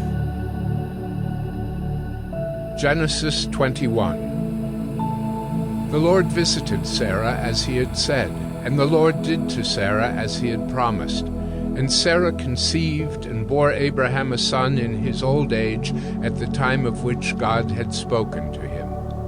Abraham called the name of his son who was born to him, whom Sarah bore him, Isaac. And Abraham circumcised his son Isaac when he was 8 days old, as God had commanded him. Abraham was 100 years old when his son Isaac was born to him. And Sarah said, God has made laughter for me. Everyone who hears will laugh over me. And she said, Who would have said to Abraham that Sarah would nurse children? Yet I have borne him a son in his old age. And the child grew and was weaned. And Abraham made a great feast on the day that Isaac was weaned. But Sarah saw the son of Hagar the Egyptian, whom she had borne to Abraham, laughing. So she said to Abraham, Cast out this slave woman with her son, for the son of this slave woman shall not be heir with my son Isaac. And the thing was very displeasing to Abraham on account of his son. But God said to Abraham, Be not displeased because of the boy and because of your slave woman. Whatever Sarah says to you, do as she tells you, for through Isaac shall your offspring be named. And I will make a nation of the son of the slave woman also, because he is your offspring. So Abraham rose early in the morning and took bread and a skin of water and gave it to Hagar, putting it on her shoulder along with the child, and sent her away. And she departed and wandered in the wilderness of Beersheba. When the water in the skin was gone, she put the child under one of the bushes. Then she went and sat down opposite him, a good way off, about the distance of a bow shot. For she said, "Let me not look on the death of the child." And as she sat opposite him, she lifted up her voice and wept. And God heard the voice of the boy, and the angel of God called to Hagar from heaven, and said to her, "What troubles you, Hagar? Fear not, for God has heard the voice of the boy where he is. Up, lift up the boy, and hold him fast with your hand, for I will make him into a great nation." Then God opened her eyes, and she saw a well of water. And she went and filled the skin with water and gave the boy a drink. And God was with the boy, and he grew up. He lived in the wilderness and became an expert with the bow. He lived in the wilderness of Paran, and his mother took a wife for him from the land of Egypt. At that time Abimelech and Phicol, the commander of his army, said to Abraham, God is with you in all that you do. Now therefore, swear to me here by God that you will not deal falsely with me or with my descendants or with my posterity. But as I have dealt kindly with you, so you will deal with me and with the land where you have sojourned. And Abraham said, I will swear. When Abraham reproved Abimelech about a well of water that Abimelech's servants had seized, Abimelech said, I do not know who has done this thing. You did not tell me, and I have not heard of it until today. So Abraham took sheep and oxen and gave them to Abimelech, and the two men made a covenant. Abraham set 7 ewe lambs of the flock apart, and Abimelech said to Abraham, What is the meaning of these 7 ewe lambs that you have set apart? He said, These 7 ewe lambs you will take from my hand, that this may be a witness for me that I dug this well. Therefore that place was called Beersheba, because there both of them swore an oath. So they made a covenant at Beersheba. Then Abimelech and Phicol, the commander of his army, rose up and returned to the land of the Philistines. Abraham planted a tamarisk tree in Beersheba, and called there on the name of the Lord, the everlasting God. And Abraham sojourned many days in the land of the Philistines. Genesis 22. After these things, God tested Abraham and said to him, Abraham. And he said, Here am I. He said, Take your son, your only son Isaac, whom you love, and go to the land of Moriah, and offer him there as a burnt offering on one of the mountains of which I shall tell you. So Abraham rose early in the morning, saddled his donkey, and took 2 of his young men with him and his son Isaac. And he cut the wood for the burnt offering, and arose and went to the place of which God had told him. On the 3rd day, Abraham lifted up his eyes and saw the place from afar. Then Abraham said to his young men, Stay here with the donkey. I and the boy will go over there and worship and come again to you. And Abraham took the wood of the burnt offering and laid it on Isaac his son. And he took in his hand the fire and the knife. So they went both of them together. And Isaac said to his father Abraham, My father. And he said, Here am I, my son. He said, Behold the fire and the wood, but where is the lamb for a burnt offering? Abraham said, God will provide for himself the lamb for a burnt offering, my son. So they went both of them together. When they came to the place of which God had told him, Abraham built the altar there, and laid the wood in order, and bound Isaac his son, and laid him on the altar on top of the wood. Then Abraham reached out his hand, and took the knife to slaughter his son. But the angel of the Lord called to him from heaven and said, Abraham, Abraham!" And he said, "Here am I." He said, "Do not lay your hand on the boy, or do anything to him, for now I know that you fear God, seeing you have not withheld your son, your only son, from me." And Abraham lifted up his eyes and looked, and behold, behind him was a ram caught in a thicket by his horns. And Abraham went and took the ram and offered it up as a burnt offering instead of his son. So Abraham called the name of that place, "The Lord will provide." As it is said to this day, "On the mount of the Lord it shall be provided." And the angel of the Lord called to Abraham a second time from heaven and said, "By myself I have sworn, declares the Lord, because you have done this and have not withheld your son, your only son. I will surely bless you, and I will surely multiply your offspring as the stars of heaven and as the sand that is on the seashore. And your offspring shall possess the gate of his enemies, and in your offspring shall all the nations of the earth be blessed, because you have obeyed my voice." So Abraham returned to his young men, and they arose and went together to Beersheba. And Abraham lived at Beersheba.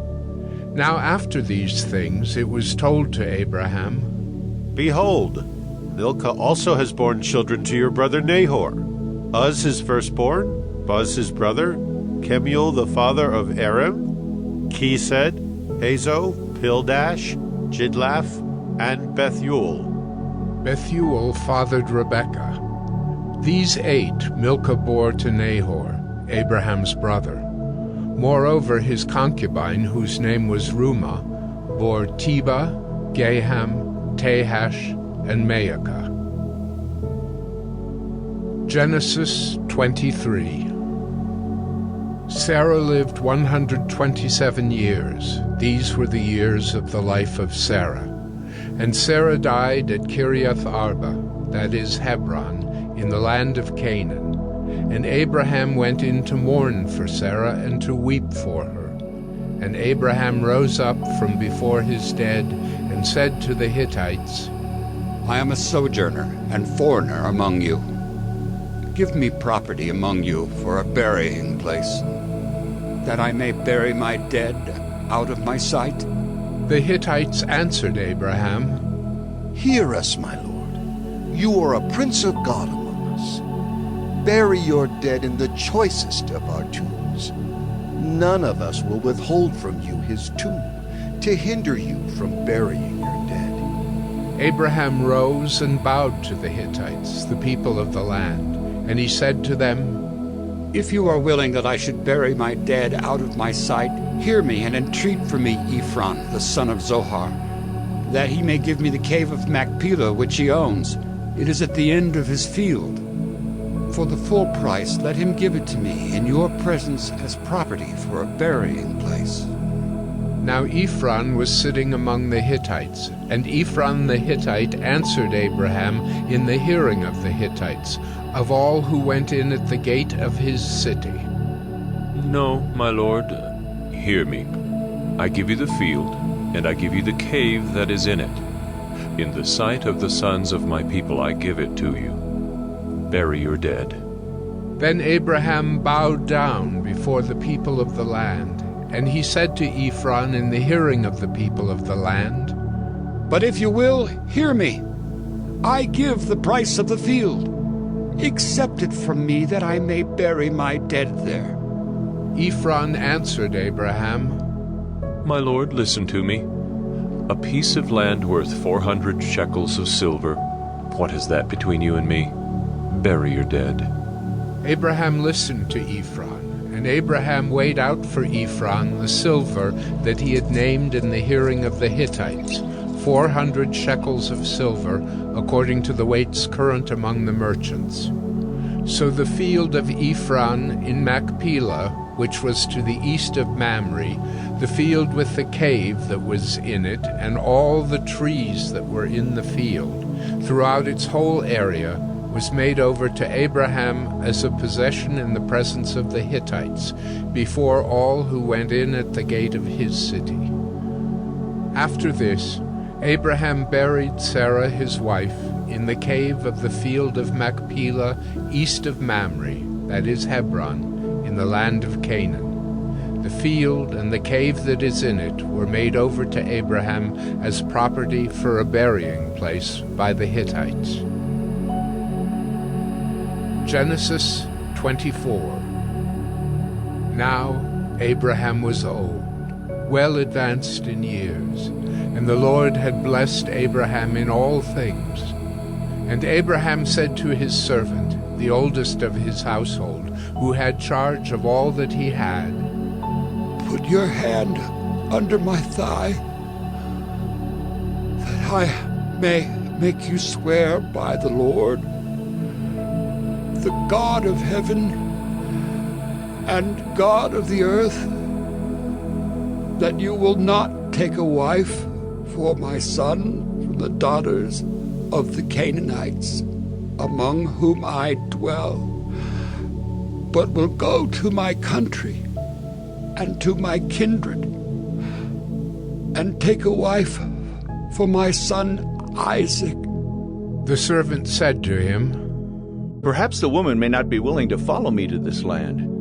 Must I then take your son back to the land from which you came?" Abraham said to him, "See to it that you do not take my son back there. The Lord, the God of heaven, who took me from my father's house and from the land of my kindred, and who spoke to me and swore to me, to your offspring I will give this land. He will send his angel before you, and you shall take a wife for my son from there. But if the woman is not willing to follow you, then you will be free from this oath of mine. Only you must not take my son back there."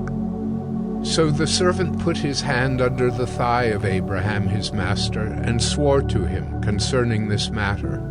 Then the servant took 10 of his master's camels and departed, taking all sorts of choice gifts from his master. And he arose and went to Mesopotamia, to the city of Nahor. And he made the camels kneel down outside the city by the well of water at the time of evening, the time when women go out to draw water. And he said, "O Lord God of my master Abraham, please grant me success today and show steadfast love to my master Abraham. Behold, I am standing by the spring of water, and the daughters of the men of the city are coming out to draw water. Let the young woman to whom I shall say, 'Please let down your jar that I may drink,' and who shall say, 'Drink, and I will water your camels,' let her be the one whom you have appointed for your servant Isaac. By this I shall know that you have shown steadfast love to my master." Before he had finished speaking, behold, Rebekah, who was born to Bethuel, the son of Milcah, the wife of Nahor, Abraham's brother, came out with her water jar on her shoulder. The young woman was very attractive in appearance, a maiden whom no man had known. She went down to the spring and filled her jar and came up. Then the servant ran to meet her and said, "Please give me a little water to drink from your jar." She said, "Drink, my lord." And she quickly let down her jar upon her hand and gave him a drink. When she had finished giving him a drink, she said, "I will draw water for your camels also until they have finished drinking." So she quickly emptied her jar into the trough and ran again to the well to draw water, and she drew for all his camels. The man gazed at her in silence to learn whether the Lord had prospered his journey or not. When the camels had finished drinking, the man took a gold ring weighing a half shekel, and 2 bracelets for her arms weighing 10 gold shekels, and said, "Please tell me whose daughter you are. Is there room in your father's house for us to spend the night?" She said to him, I am the daughter of Bethuel, the son of Milcah, whom she bore to Nahor. She added, We have plenty of both straw and fodder, and room to spend the night. The man bowed his head and worshipped the Lord and said, Blessed be the Lord, the God of my master Abraham, who has not forsaken his steadfast love and his faithfulness toward my master. As for me, the Lord has led me in the way to the house of my master's kinsman. Then the young woman ran and told her mother's household about these things. Rebekah had a brother whose name was Laban. Laban ran out toward the man to the spring. As soon as he saw the ring and the bracelets on his sister's arms, and heard the words of Rebekah, his sister, "Thus the man spoke to me," he went to the man. And behold, he was standing by the camels at the spring. He said, Come in, O blessed of the Lord. Why do you stand outside? For I have prepared the house and a place for the camels. So the man came to the house and unharnessed the camels, and gave straw and fodder to the camels, and there was water to wash his feet and the feet of the men who were with him. Then food was set before him to eat. But he said, I will not eat until I have said what I have to say. He said, Speak on. So he said, I am Abraham's servant. The Lord has greatly blessed my master, and he has become great. He's given him flocks and herds, silver and gold, male servants and female servants, camels and donkeys. And Sarah, my master's wife, bore a son to my master when she was old, and to him he has given all that he has. My master made me swear, saying, You shall not take a wife for my son from the daughters of the Canaanites in whose land I dwell, but you shall go to my father's house and to my clan and take a wife for my son. I said to my master, Perhaps the woman will not follow me. But he said to me, The Lord before whom I have walked will send his angel with you and prosper your way. You shall take a wife for my son from my clan and from my father's house.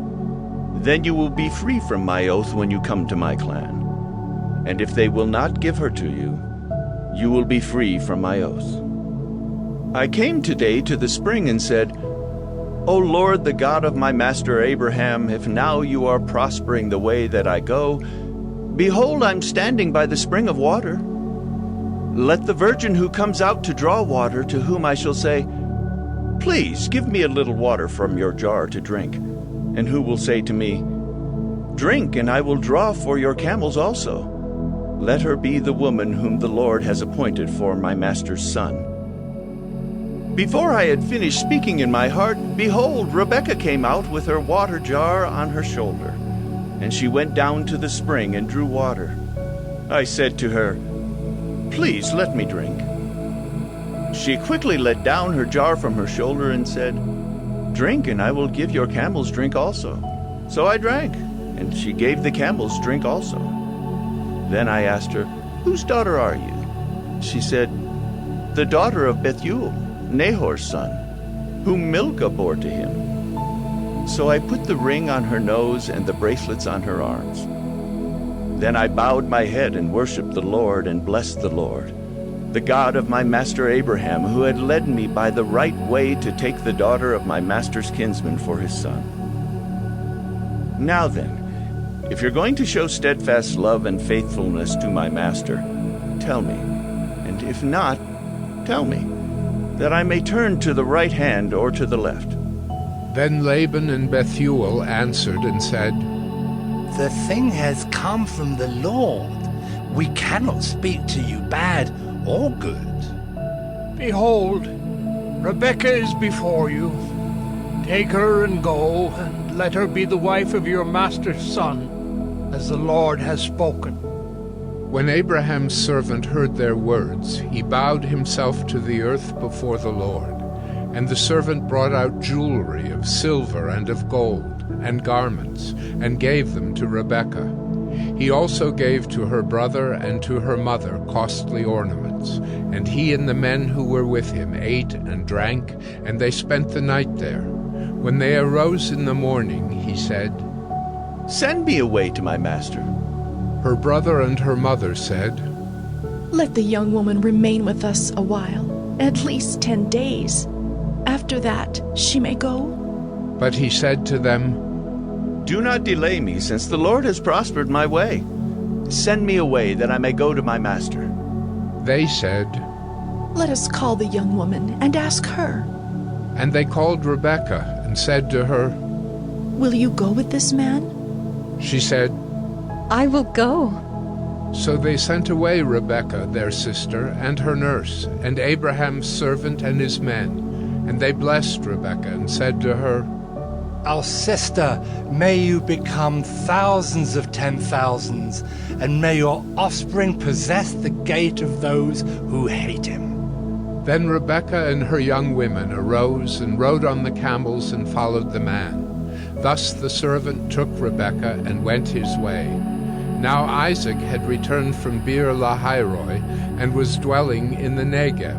And Isaac went out to meditate in the field toward evening. And he lifted up his eyes and saw, and behold, there were camels coming. And Rebekah lifted up her eyes, and when she saw Isaac, she dismounted from the camel and said to the servant, Who is that man walking in the field to meet us? The servant said, It is my master. So she took her veil and covered herself. And the servant told Isaac all the things that he had done. Then Isaac brought her into the tent of Sarah, his mother, and took Rebekah, and she became his wife, and he loved her. So Isaac was comforted after his mother's death. Genesis 25. Abraham took another wife, whose name was Keturah. She bore him Zimran, Jokshan, Medan, Midian, Ishbak, and Shua. Jokshan fathered Sheba and Dedan. The sons of Dedan were Asherim, Letushim, and Leamim. The sons of Midian were Ephah, Epher, Hanok, Abida, and Eldaah. All these were the children of Keturah. Abraham gave all he had to Isaac. But to the sons of his concubines Abraham gave gifts, and while he was still living, he sent them away from his son Isaac eastward to the east country. These are the days of the years of Abraham's life, 175 years. Abraham breathed his last and died in a good old age, an old man and full of years, and was gathered to his people. Isaac and Ishmael his sons buried him in the cave of Machpelah, in the field of Ephron, the son of Zohar the Hittite, east of Mamre, the field that Abraham purchased from the Hittites. There Abraham was buried with Sarah his wife. After the death of Abraham, God blessed Isaac his son, and Isaac settled at Beer-lahai-roi. These are the generations of Ishmael, Abraham's son, whom Hagar the Egyptian, Sarah's servant, bore to Abraham. These are the names of the sons of Ishmael, named in the order of their birth: Nebaioth, the firstborn of Ishmael, and Kedar, Adbeel, Mibsam, Mishma, Duma, Massa, Hadad, Tema, Jeter, Naphish, and Kedemah. These are the sons of Ishmael, and these are their names, by their villages and by their encampments, 12 princes according to their tribes. These are the years of the life of Ishmael, 137 years. He breathed his last and died, and was gathered to his people. They settled from Havilah to Shur, which is opposite Egypt in the direction of Assyria. He settled over against all his kinsmen. These are the generations of Isaac, Abraham's son. Abraham fathered Isaac, and Isaac was 40 years old when he took Rebekah, the daughter of Bethuel the Aramean of Padan Aram, the sister of Laban the Aramean, to be his wife. And Isaac prayed to the Lord for his wife because she was barren. And the Lord granted his prayer, and Rebekah his wife conceived.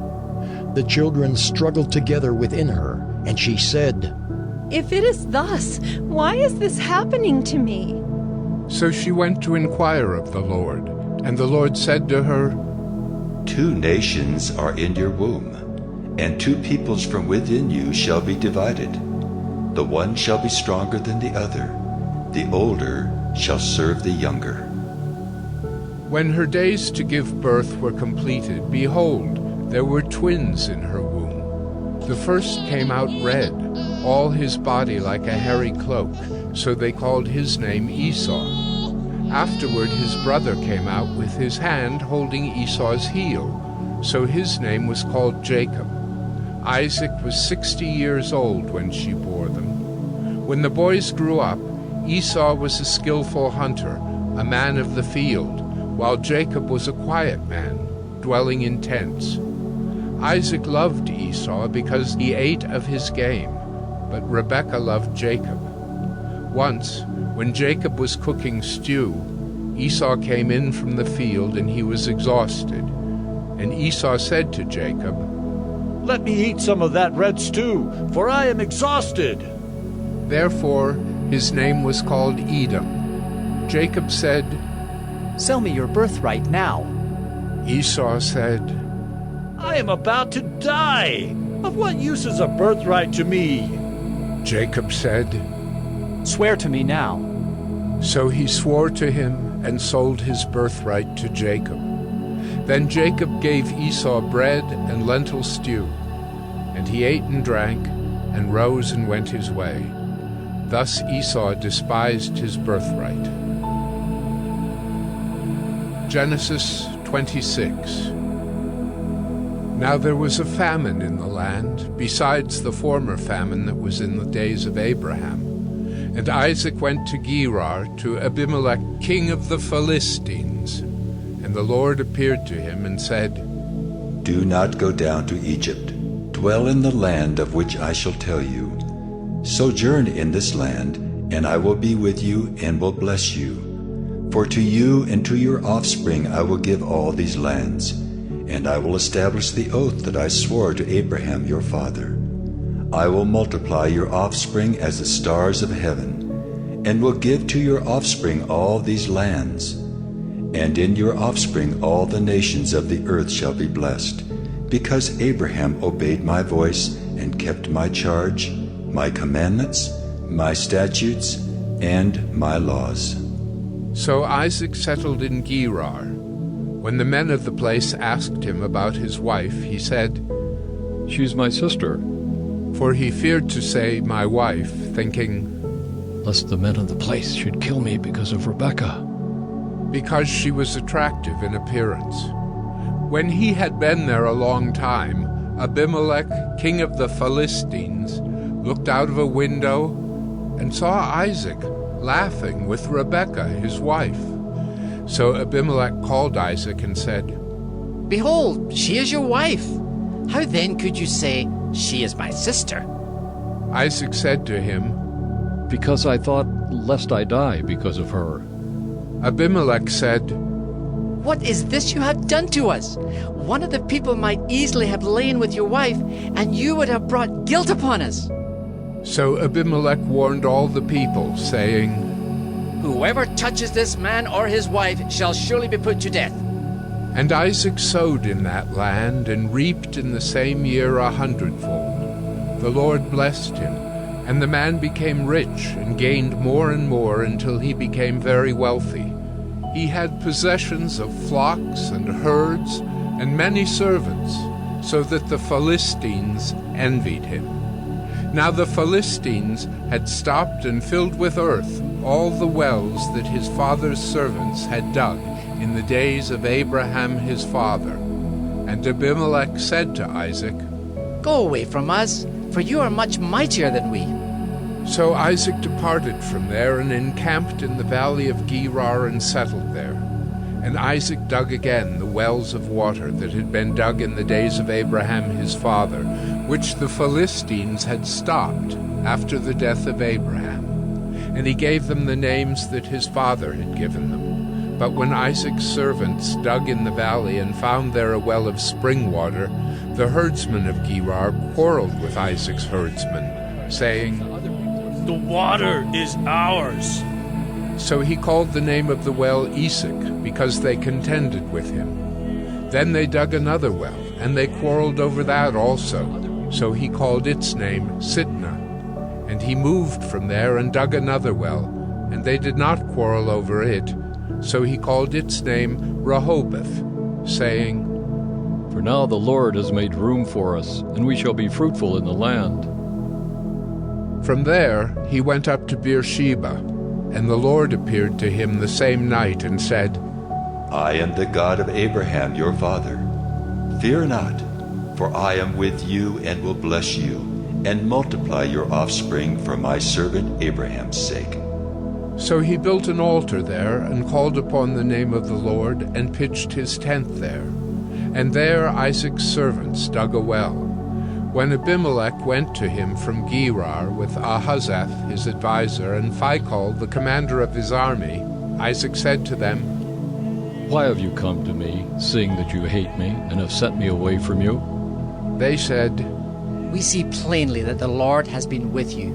So we said, Let there be a sworn pact between us, between you and us, and let us make a covenant with you, that you will do us no harm, just as we have not touched you and have done to you nothing but good, and have sent you away in peace. You are now the blessed of the Lord. So he made them a feast, and they ate and drank. In the morning they rose early and exchanged oaths. And Isaac sent them on their way, and they departed from him in peace. That same day Isaac's servants came and told him about the well that they had dug, and said to him, We have found water. He called it Shibah. Therefore the name of the city is Beersheba to this day. When Esau was 40 years old, he took Judith, the daughter of Beeri the Hittite, to be his wife, and Basemath, the daughter of Elon the Hittite, and they made life bitter for Isaac and Rebekah. Genesis 27. When Isaac was old and his eyes were dim so that he could not see, he called Esau, his older son, and said to him, My son. And he answered, Here I am. He said, Behold, I am old. I do not know the day of my death. Now then, take your weapons, your quiver, and your bow, and go out to the field and hunt game for me, and prepare for me delicious food, such as I love, and bring it to me so that I may eat, that my soul may bless you before I die. Now Rebekah was listening when Isaac spoke to his son Esau. So when Esau went to the field to hunt for game and bring it, Rebekah said to her son Jacob, I heard your father speak to your brother Esau. Bring me game and prepare for me delicious food, that I may eat it and bless you before the Lord before I die. Now therefore, my son, obey my voice as I command you. Go to the flock and bring me 2 good young goats, so that I may prepare from them delicious food for your father, such as he loves. And you shall bring it to your father to eat, so that he may bless you before he dies. But Jacob said to Rebekah his mother, Behold, my brother Esau is a hairy man, and I am a smooth man. Perhaps my father will feel me, and I shall seem to be mocking him, and bring a curse upon myself and not a blessing.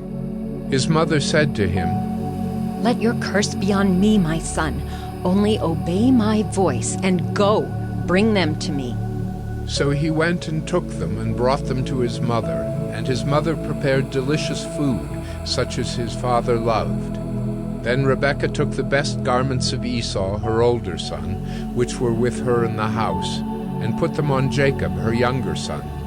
And the skins of the young goats she put on his hands, and on the smooth part of his neck. And she put the delicious food and the bread which she had prepared into the hand of her son Jacob.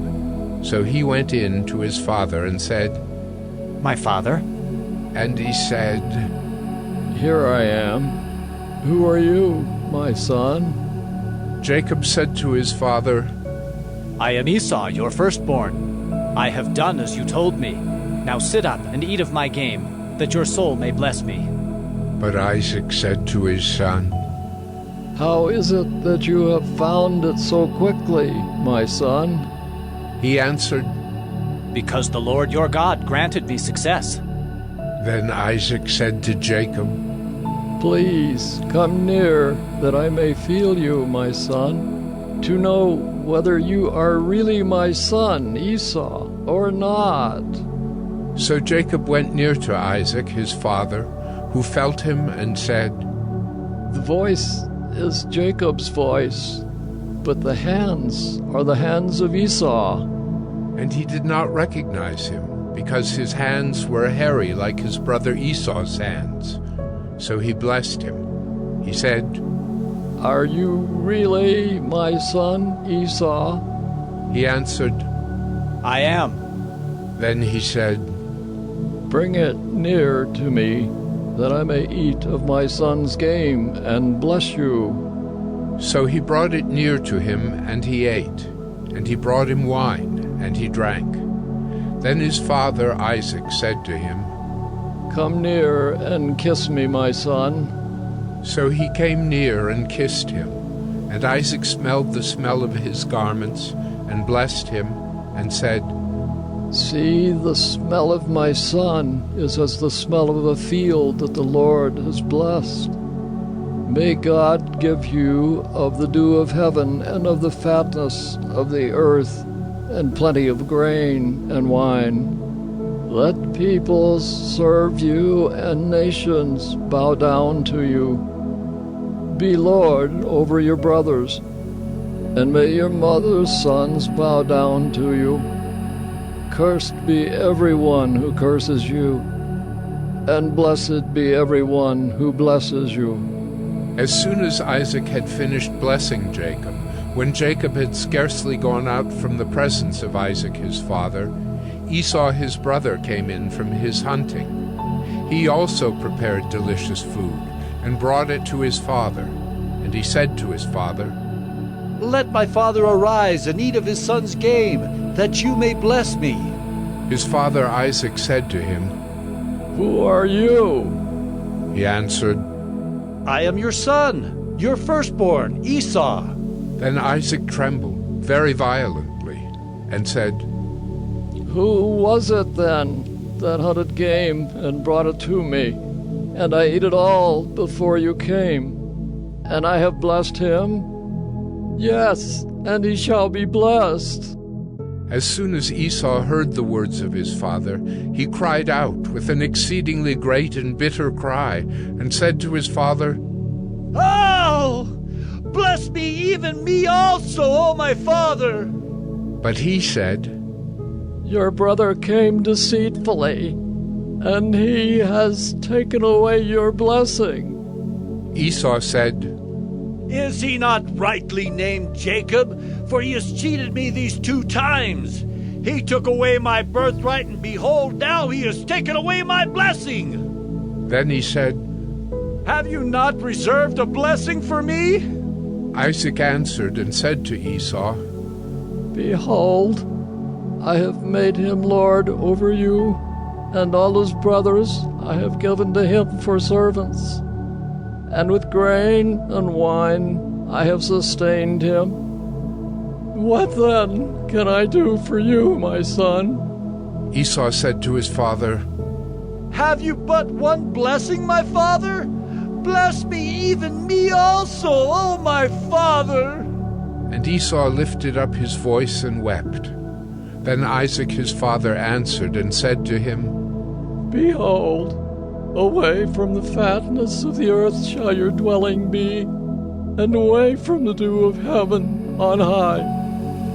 By your sword you shall live, and you shall serve your brother. But when you grow restless, you shall break his yoke from your neck. Now Esau hated Jacob because of the blessing with which his father had blessed him. And Esau said to himself, The days of mourning for my father are approaching. Then I will kill my brother Jacob. But the words of Esau, her older son, were told to Rebekah. So she sent and called Jacob, her younger son, and said to him, Behold, your brother Esau comforts himself about you by planning to kill you. Now therefore, my son, obey my voice. Arise, flee to Laban my brother in Haran, and stay with him a while, until your brother's fury turns away, until your brother's anger turns away from you, and he forgets what you have done to him. Then I will send and bring you from there. Why should I be bereft of you both in one day? Then Rebekah said to Isaac, I loathe my life because of the Hittite women. If Jacob marries one of the Hittite women like these, one of the women of the land, what good will my life be to me? Genesis 28. Then Isaac called Jacob and blessed him and directed him, You must not take a wife from the Canaanite women. Arise, go to Paddan Aram, to the house of Bethuel, your mother's father, and take as your wife from there one of the daughters of Laban, your mother's brother. God Almighty bless you and make you fruitful, and multiply you, that you may become a company of peoples. May he give the blessing of Abraham to you, and to your offspring with you, that you may take possession of the land of your sojournings that God gave to Abraham. Thus Isaac sent Jacob away, and he went to Paddan Aram, to Laban, the son of Bethuel the Aramean, the brother of Rebekah, Jacob's and Esau's mother. Now Esau saw that Isaac had blessed Jacob and sent him away to Paddan Aram to take a wife from there, and that as he blessed him, he directed him, You must not take a wife from the Canaanite women, and that Jacob had obeyed his father and his mother and gone to Paddan Aram. So when Esau saw that the Canaanite women did not please Isaac his father, Esau went to Ishmael and took as his wife, besides the wives he had, Mahalath, the daughter of Ishmael, Abraham's son, the sister of Nebaioth. Jacob left Beersheba and went toward Haran. And he came to a certain place and stayed there that night, because the sun had set. Taking one of the stones of the place, he put it under his head and lay down in that place to sleep. And he dreamed, and behold, there was a ladder set up on the earth, and the top of it reached to heaven. And behold, the angels of God were ascending and descending on it. And behold, the Lord stood above it and said, I am the Lord, the God of Abraham your father, and the God of Isaac. The land on which you lie I will give to you and to your offspring. Your offspring shall be like the dust of the earth, and you shall spread abroad to the west, and to the east, and to the north, and to the south.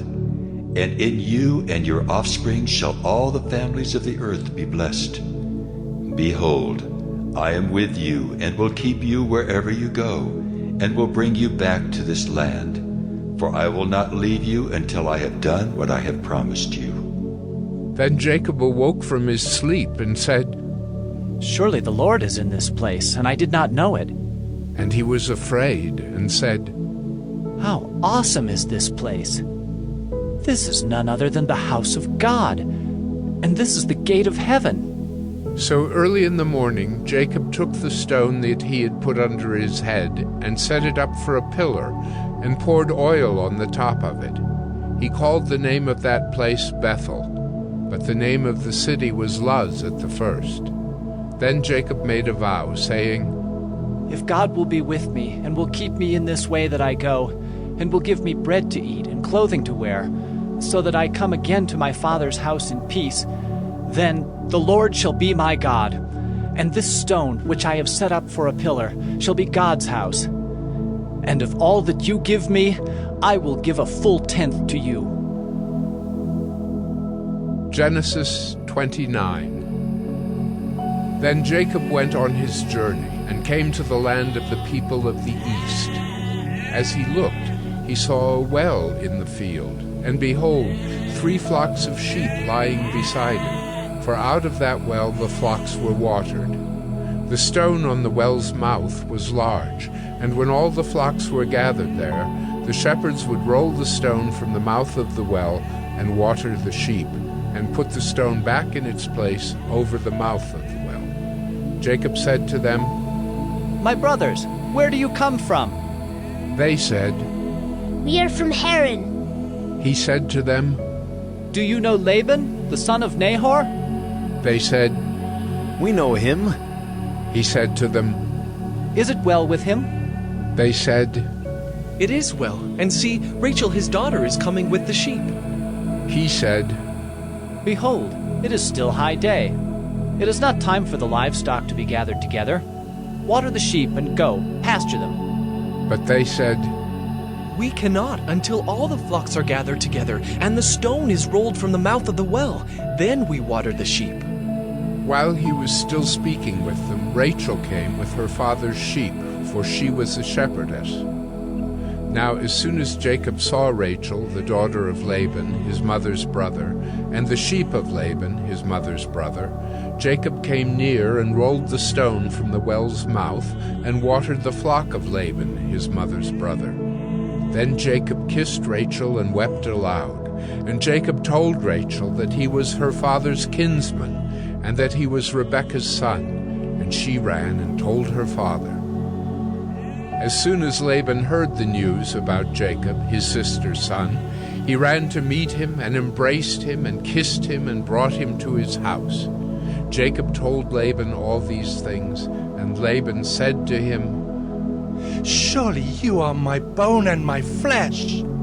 And he stayed with him a month. Then Laban said to Jacob, "Because you are my kinsman, should you therefore serve me for nothing? Tell me, what shall your wages be?" Now Laban had 2 daughters. The name of the older was Leah, and the name of the younger was Rachel. Leah's eyes were weak, but Rachel was beautiful in form and appearance. Jacob loved Rachel, and he said, "I will serve you 7 years for your younger daughter Rachel." Laban said, "It is better that I give her to you than that I should give her to any other man. Stay with me." So Jacob served 7 years for Rachel, and they seemed to him but a few days, because of the love he had for her. Then Jacob said to Laban, "Give me my wife, that I may go into her, for my time is completed." So Laban gathered together all the people of the place and made a feast. But in the evening he took his daughter Leah and brought her to Jacob, and he went into her. Laban gave his female servant Zilpah to his daughter Leah to be her servant. And in the morning, behold, it was Leah.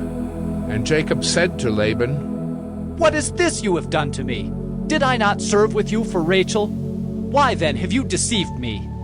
Laban said, "It is not so done in our country to give the younger before the firstborn. Complete the week of this one, and we will give you the other also in return for serving me another 7 years." Jacob did so, and completed her week. Then Laban gave him his daughter Rachel to be his wife. Laban gave his female servant Bilhah to his daughter Rachel to be her servant. So Jacob went in to Rachel also, and he loved Rachel more than Leah, and served Laban for another 7 years. When the Lord saw that Leah was hated, he opened her womb, but Rachel was barren. And Leah conceived and bore a son, and she called his name Reuben, for she said, "Because the Lord has looked upon my affliction, for now my husband will love me." She conceived again and bore a son, and said, "Because the Lord has heard that I am hated, he has given me this son also." And she called his name Simeon. Again she conceived and bore a son, and said, "Now this time my husband will be attached to me, because I have borne him 3 sons." Therefore his name was called Levi. And she conceived again, and bore a son, and said, This time I will praise the Lord. Therefore she called his name Judah. Then she ceased bearing. Genesis 30. When Rachel saw that she bore Jacob no children, she envied her sister. She said to Jacob, Give me children, or I shall die. Jacob's anger was kindled against Rachel, and he said, Am I in the place of God, who has withheld from you the fruit of the womb? Then she said, Here is my servant Bilhah. Go into her, so that she may give birth on my behalf, that even I may have children through her. So she gave him her servant Bilhah as a wife, and Jacob went in to her. And Bilhah conceived and bore Jacob a son. Then Rachel said, God has judged me, and has also heard my voice and given me a son. Therefore she called his name Dan. Rachel's servant Bilhah conceived again, and bore Jacob a second son. Then Rachel said, With mighty wrestlings I have wrestled with my sister, and have prevailed. So she called his name Naphtali. When Leah saw that she had ceased bearing children, she took her servant Zilpah, and gave her to Jacob as a wife. Then Leah's servant Zilpah bore Jacob a son, and Leah said, Good fortune has come. So she called his name Gad. Leah's servant Zilpah bore Jacob a second son, and Leah said, Happy am I, for women have called me happy. So she called his name Asher. In the days of wheat harvest, Reuben went and found mandrakes in the field, and brought them to his mother Leah. Then Rachel said to Leah, Please, give me some of your son's mandrakes. But she said to her, Is it a small matter that you have taken away my husband? Would you take away my son's mandrakes also? Rachel said, Then he may lie with you tonight in exchange for your son's mandrakes. When Jacob came from the field in the evening, Leah went out to meet him and said, You must come in to me, for I have hired you with my son's mandrakes. So he lay with her that night, and God listened to Leah, and she conceived and bore Jacob a fifth son. Leah said, God has given me my wages, because I gave my servant to my husband. So she called his name Issachar. And Leah conceived again, and she bore Jacob a sixth son. Then Leah said, God has endowed me with a good endowment. Now my husband will honor me, because I have borne him 6 sons. So she called his name Zebulun. Afterward she bore a daughter, and called her name Dinah. Then God remembered Rachel, and God listened to her and opened her womb. She conceived and bore a son, and said, God has taken away my reproach. And she called his name Joseph, saying, May the Lord add to me another son. As soon as Rachel had borne Joseph, Jacob said to Laban, Send me away, that I may go to my own home and country. Give me my wives and my children, for whom I have served you, that I may go, for you know the service that I have given you. But Laban said to him, If I have found favor in your sight, I have learned by divination that the Lord has blessed me because of you. Name your wages, and I will give it. Jacob said to him, You yourself know how I have served you, and how your livestock has fared with me. For you had little before I came, and it has increased abundantly, and the Lord has blessed you wherever I turned. But now, when shall I provide for my own household also? He said, What shall I give you? Jacob said, You shall not give me anything. If you will do this for me, I will again pasture your flock and keep it. Let me pass through all your flock today, removing from it every speckled and spotted sheep, and every black lamb, and the spotted and speckled among the goats, and they shall be my wages. So my honesty will answer for me later, when you come to look into my wages with you. Every one that is not speckled and spotted among the goats, and black among the lambs, if found with me, shall be counted stolen." Laban said, "Good, let it be as you have said." But that day Laban removed the male goats that were striped and spotted, and all the female goats that were speckled and spotted, every one that had white on it, and every lamb that was black, and put them in the charge of his sons. And he set a distance of 3 days' journey between himself and Jacob pastured the rest of Laban's flock. Then Jacob took fresh sticks of poplar and almond and plane trees, and peeled white streaks in them, exposing the white of the sticks. He set the sticks that he had peeled in front of the flocks in the troughs, that is, the watering places where the flocks came to drink. And since they bred when they came to drink, the flocks bred in front of the sticks, and so the flocks brought forth striped, speckled, and spotted.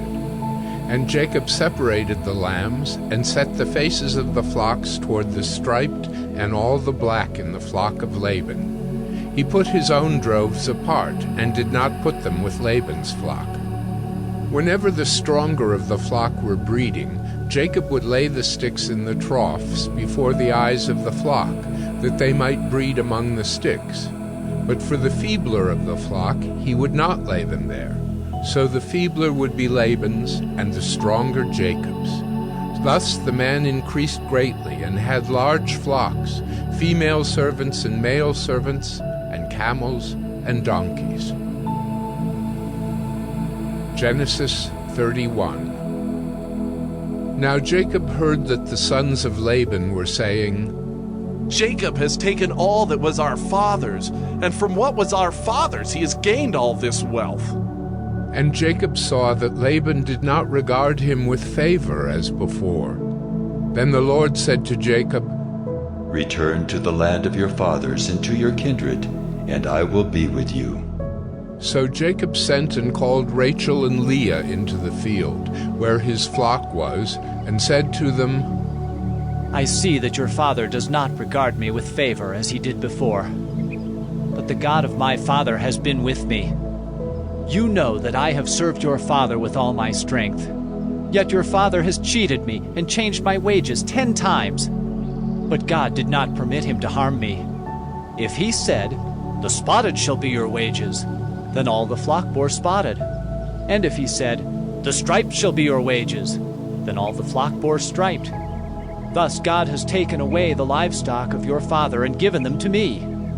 In the breeding season of the flock, I lifted up my eyes and saw in a dream that the goats that mated with the flock were striped, spotted, and mottled.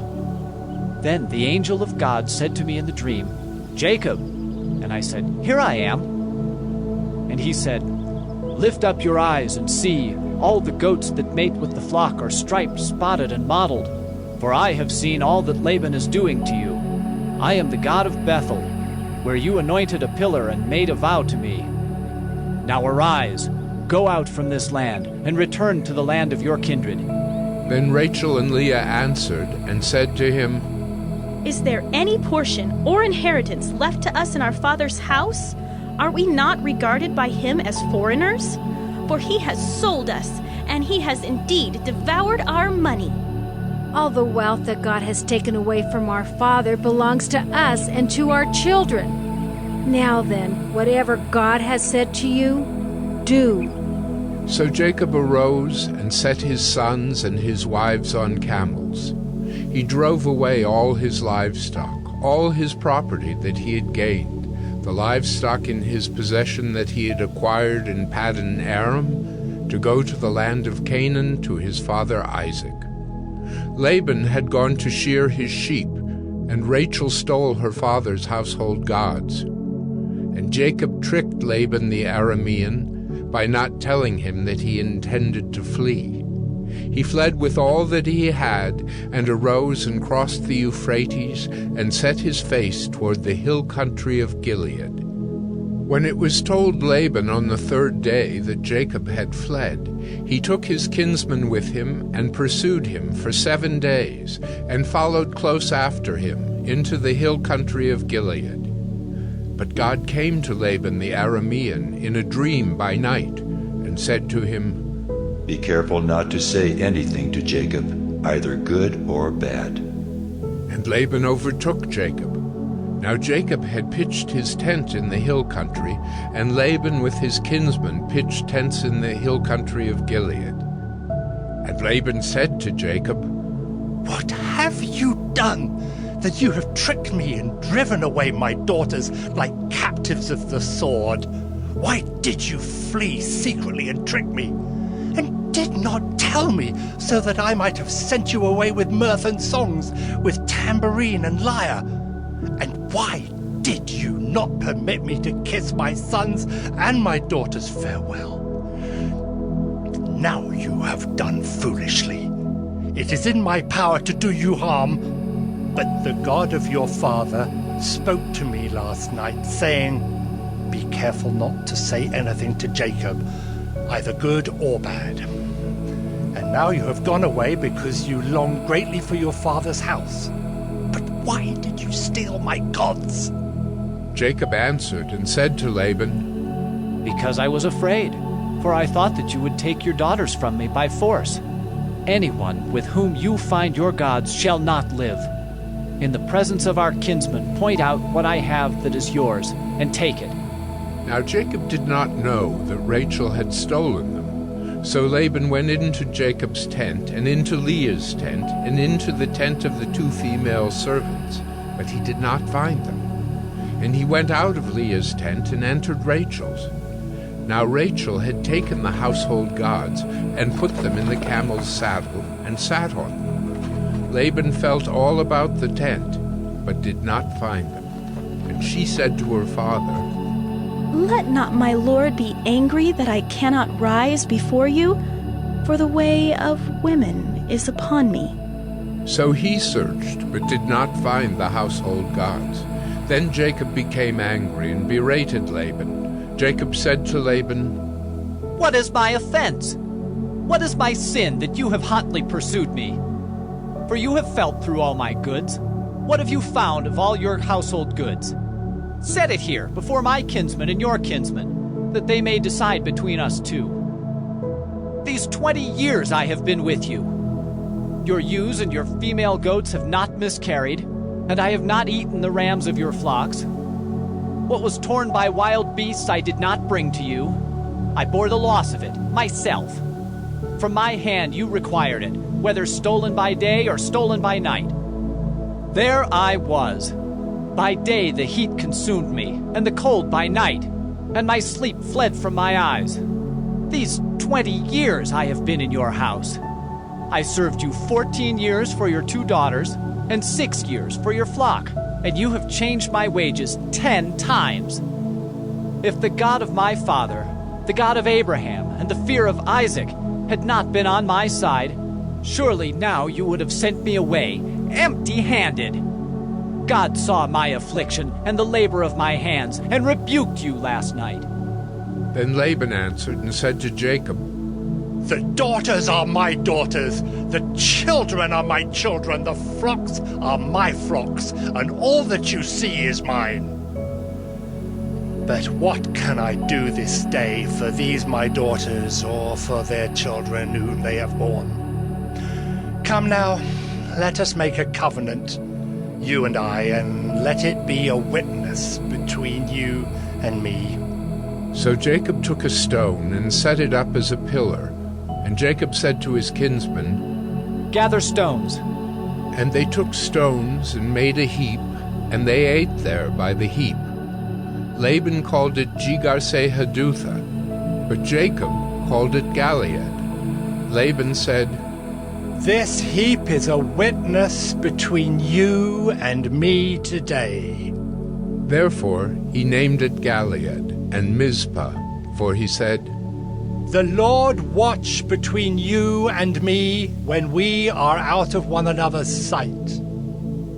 If you oppress my daughters, or if you take wives besides my daughters, although no one is with us, see, God is witness between you and me. Then Laban said to Jacob, See this heap and the pillar, which I have set between you and me. This heap is a witness, and the pillar is a witness, that I will not pass over this heap to you, and you will not pass over this heap and this pillar to me to do harm. The God of Abraham and the God of Nahor, the God of their father, judge between us. So Jacob swore by the fear of his father Isaac, and Jacob offered a sacrifice in the hill country, and called his kinsmen to eat bread. They ate bread and spent the night in the hill country. Early in the morning, Laban arose and kissed his grandchildren and his daughters and blessed them. Then Laban departed and returned home. Genesis 32. Jacob went on his way, and the angels of God met him. And when Jacob saw them, he said, "This is God's camp." So he called the name of that place Mahanaim. And Jacob sent messengers before him to Esau his brother in the land of Seir, the country of Edom, instructing them, "Thus you shall say to my lord Esau, Thus says your servant Jacob, I have sojourned with Laban and stayed until now. I have oxen, donkeys, flocks, male servants and female servants. I have sent to tell my lord, in order that I may find favor in your sight." And the messengers returned to Jacob, saying, "We came to your brother Esau, and he is coming to meet you, and there are 400 men with him." Then Jacob was greatly afraid and distressed. He divided the people who were with him and the flocks and herds and camels into 2 camps, thinking, "If Esau comes to the one camp and attacks it, then the camp that is left will escape." And Jacob said, "O God of my father Abraham, and God of my father Isaac, O Lord, who said to me, Return to your country and to your kindred, that I may do you good. I am not worthy of the least of all the deeds of steadfast love, and all the faithfulness that you have shown to your servant. For with only my staff I crossed this Jordan, and now I have become 2 camps. Please deliver me from the hand of my brother, from the hand of Esau, for I fear him, that he may come and attack me, the mothers with the children. But you said, I will surely do you good, and make your offspring as the sand of the sea, which cannot be numbered for multitude."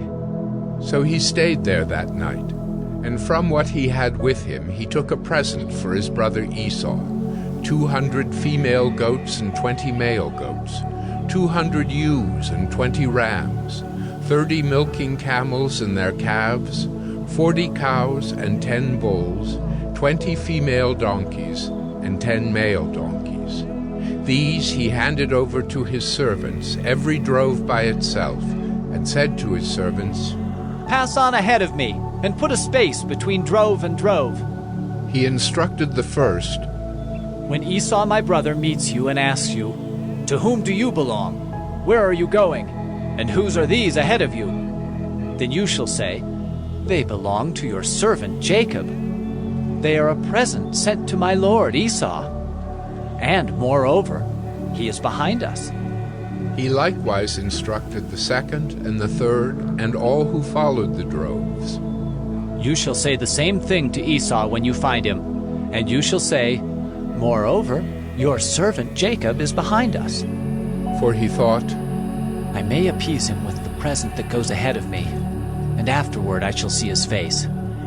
Perhaps he will accept me." So the present passed on ahead of him, and he himself stayed that night in the camp. The same night he arose and took his 2 wives, his 2 female servants, and his 11 children, and crossed the ford of the Jabbok. He took them and sent them across the stream and everything else that he had, and Jacob was left alone. And a man wrestled with him until the breaking of the day. When the man saw that he did not prevail against Jacob, he touched his hip socket, and Jacob's hip was put out of joint as he wrestled with him. Then he said, "Let me go, for the day has broken." But Jacob said, I will not let you go unless you bless me. And he said to him, What is your name? And he said, Jacob. Then he said, Your name shall no longer be called Jacob, but Israel, for you have striven with God and with men, and have prevailed. Then Jacob asked him, Please, tell me your name. But he said, Why is it that you ask my name? And there he blessed him. So Jacob called the name of the place Penuel, saying, For I have seen God face to face, and yet my life has been delivered. The sun rose upon him as he passed Penuel, limping because of his hip. Therefore, to this day the people of Israel do not eat the sinew of the thigh that is on the hip socket, because he touched the socket of Jacob's hip on the sinew of the thigh. Genesis 33. And Jacob lifted up his eyes and looked, and behold, Esau was coming, and 400 men with him. So he divided the children among Leah and Rachel and the 2 female servants. And he put the servants with their children in front, then Leah with her children, and Rachel and Joseph last of all. He himself went on before them, bowing himself to the ground 7 times, until he came near to his brother. But Esau ran to meet him, and embraced him, and fell on his neck, and kissed him, and they wept. And when Esau lifted up his eyes, and saw the women and children, he said, Who are these with you? Jacob said, The children whom God has graciously given your servant. Then the servants drew near, they and their children, and bowed down. Leah likewise and her children drew near and bowed down. And last, Joseph and Rachel drew near, and they bowed down. Esau said, What do you mean by all this company that I met? Jacob answered, To find favor in the sight of my Lord. But Esau said, I have enough, my brother. Keep what you have for yourself.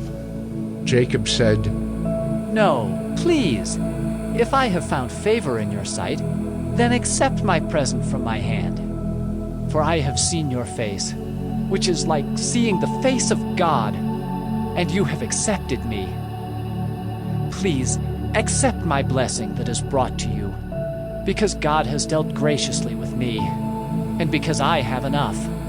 Thus he urged him, and he took it. And then Esau said, Let us journey on our way, and I will go ahead of you. But Jacob said to him, My Lord knows that the children are frail, and that the nursing flocks and herds are a care to me. If they are driven hard for one day, all the flocks will die. Let my Lord pass on ahead of his servant, and I will lead on slowly, at the pace of the livestock that are ahead of me, and at the pace of the children, until I come to my Lord in Seir. So Esau said, Let me leave with you some of the people who are with me. But he said, What need is there?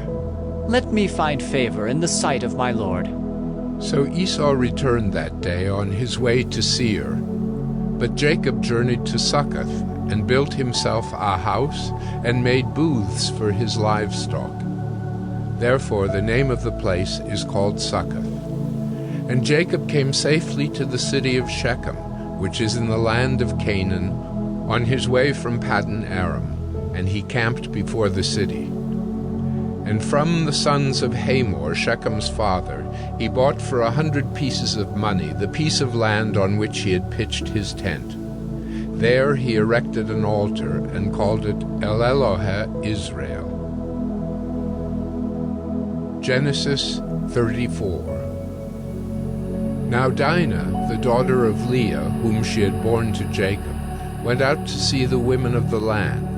And when Shechem, the son of Hamor the Hivite, the prince of the land, saw her, he seized her, and lay with her, and humiliated her. And his soul was drawn to Dinah, the daughter of Jacob. He loved the young woman, and spoke tenderly to her. So Shechem spoke to his father Hamor, saying, Get me this girl for my wife.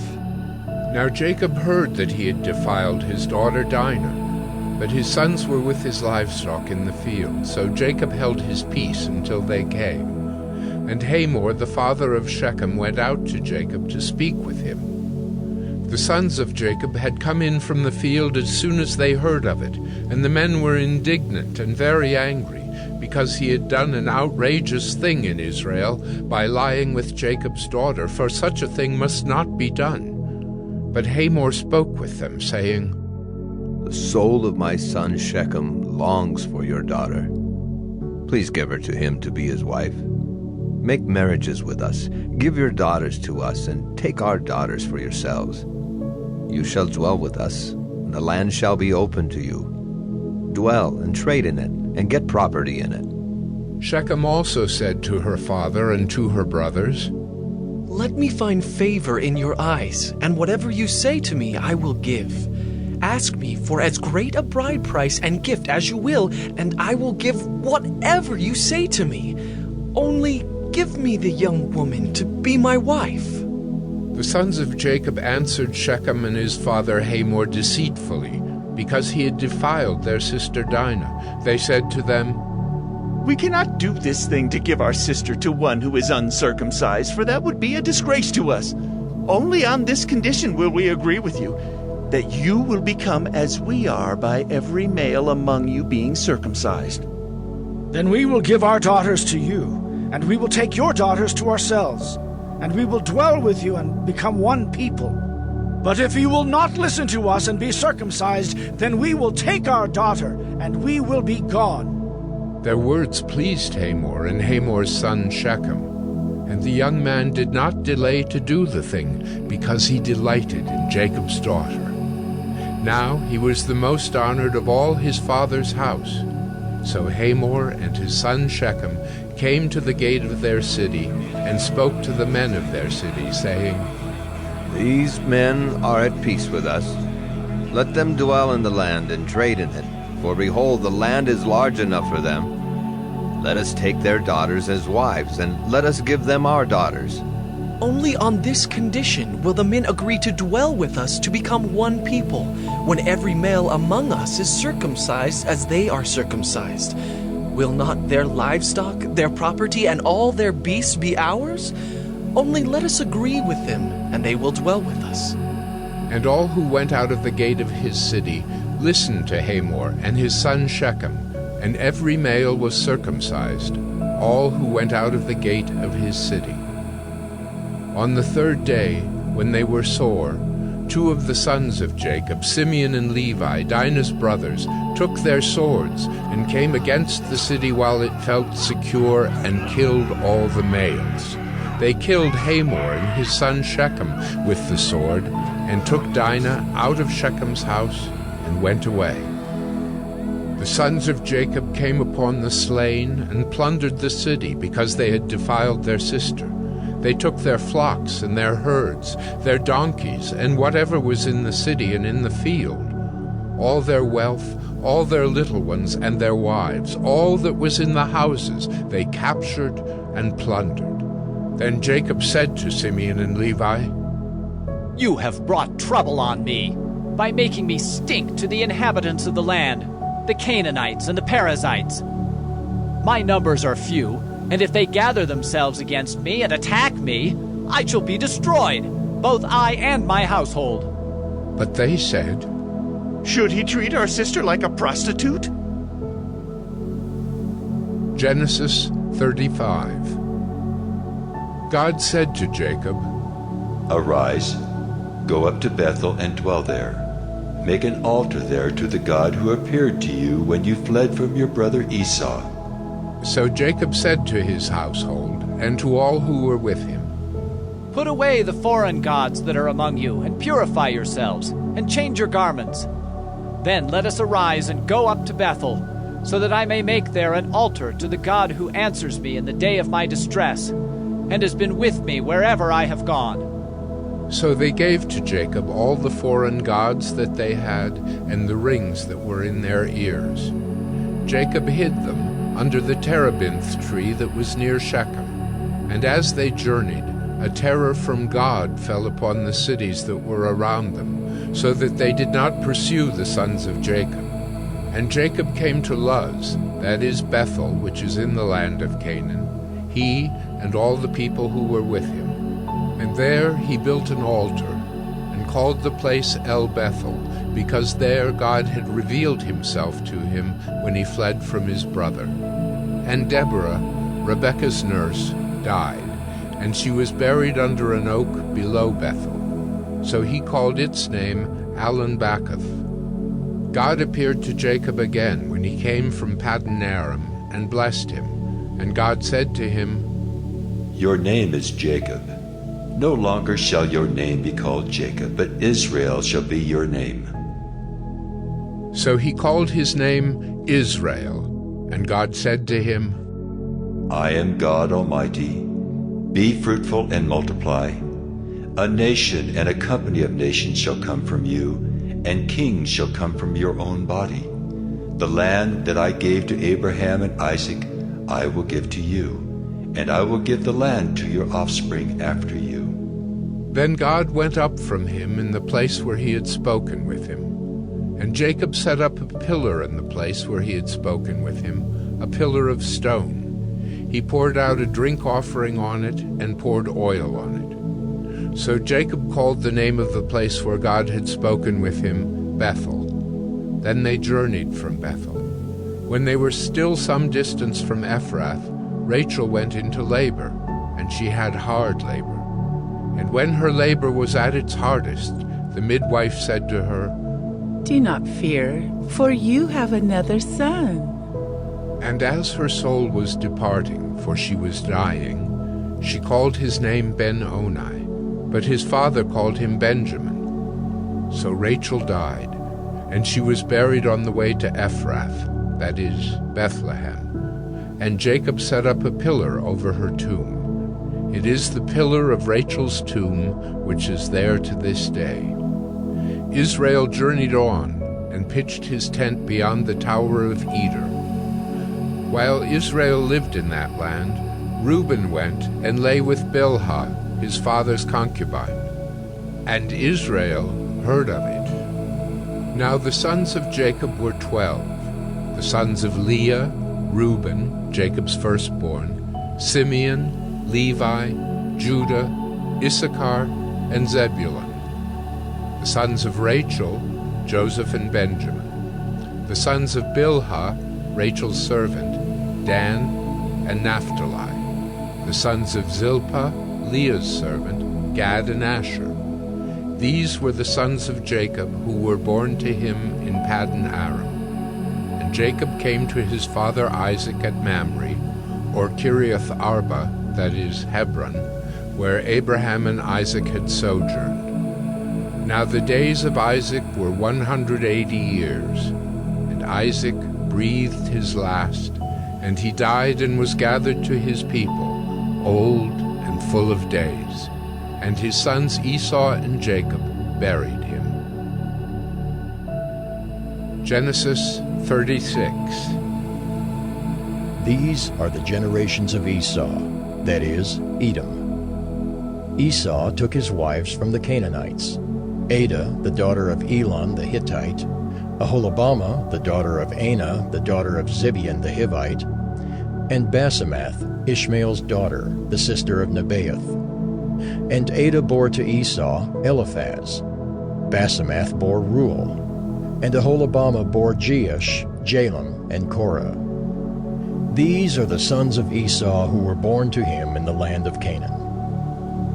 Then Esau took his wives, his sons, his daughters, and all the members of his household, his livestock, all his beasts, and all his property that he had acquired in the land of Canaan. He went into a land away from his brother Jacob, for their possessions were too great for them to dwell together. The land of their sojournings could not support them because of their livestock. So Esau settled in the hill country of Seir. Esau is Edom. These are the generations of Esau, the father of the Edomites in the hill country of Seir. These are the names of Esau's sons: Eliphaz the son of Adah, the wife of Esau. Reuel, the son of Basemath, the wife of Esau. The sons of Eliphaz were Teman, Omar, Zepho, Gatam, and Kenaz. Timnah was a concubine of Eliphaz, Esau's son. She bore Amalek to Eliphaz. These are the sons of Adah, Esau's wife. These are the sons of Reuel, Nahath, Zerah, Shammah, and Mizah. These are the sons of Basemath, Esau's wife. These are the sons of Aholibamah, the daughter of Anah, the daughter of Zibeon, Esau's wife. She bore to Esau Jeush, Jalem, and Korah. These are the chiefs of the sons of Esau. The sons of Eliphaz, the firstborn of Esau, the chiefs Teman, Omar, Zepho, Kenaz, Korah, Gatam, and Amalek. These are the chiefs of Eliphaz in the land of Edom. These are the sons of Adah. These are the sons of Reuel, Esau's son, the chiefs Nahath, Zerah, Shammah, and Mizah. These are the chiefs of Reuel in the land of Edom. These are the sons of Basemath, Esau's wife. These are the sons of Aholibamah, Esau's wife, the chiefs Jeush, Jalem, and Korah. These are the chiefs born of Aholibamah, the daughter of Anah, Esau's wife. These are the sons of Esau, that is, Edom, and these are their chiefs. These are the sons of Seir the Horite, the inhabitants of the land: Lotan, Shobal, Zibeon, Anah, Dishon, Ezer, and Dishan. These are the chiefs of the Horites, the sons of Seir in the land of Edom. The sons of Lotan were Hori and Hemam. And Lotan's sister was Timnah. These are the sons of Shobal: Alvan, Manahath, Ebal, Shepho, and Onam. These are the sons of Zibeon, Aya, and Anah. He is the Anah who found the hot springs in the wilderness as he pastured the donkeys of Zibeon, his father. These are the children of Anah, Dishon and Aholibamah, the daughter of Anah. These are the sons of Dishon: Hemdan, Eshban, Ithran, and Kiran. These are the sons of Ezer: Bilhan, Zaavan, and Achan. These are the sons of Dishan: Uz and Aran. These are the chiefs of the Horites, the chiefs Lotan, Shobal, Zibeon, Anah, Dishon, Ezer, and Dishan. These are the chiefs of the Horites, chief by chief, in the land of Seir.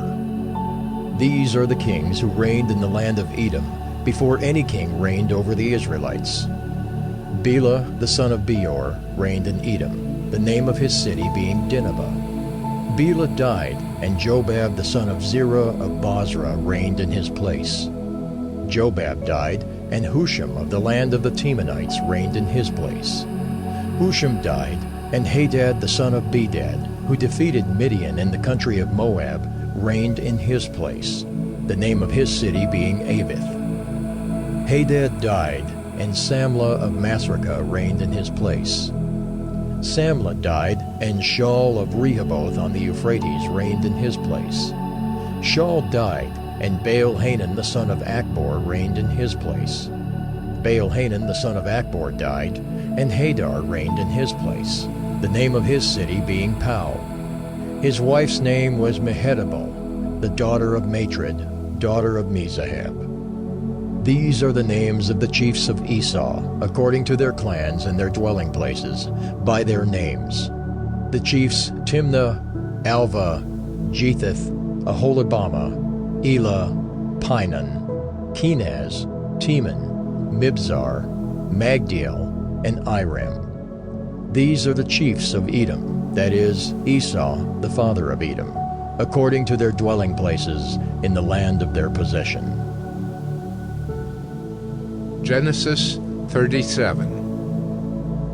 Jacob lived in the land of his father's sojournings, in the land of Canaan. These are the generations of Jacob. Joseph, being 17 years old, was pasturing the flock with his brothers. He was a boy with the sons of Bilhah and Zilpah, his father's wives. And Joseph brought a bad report of them to their father.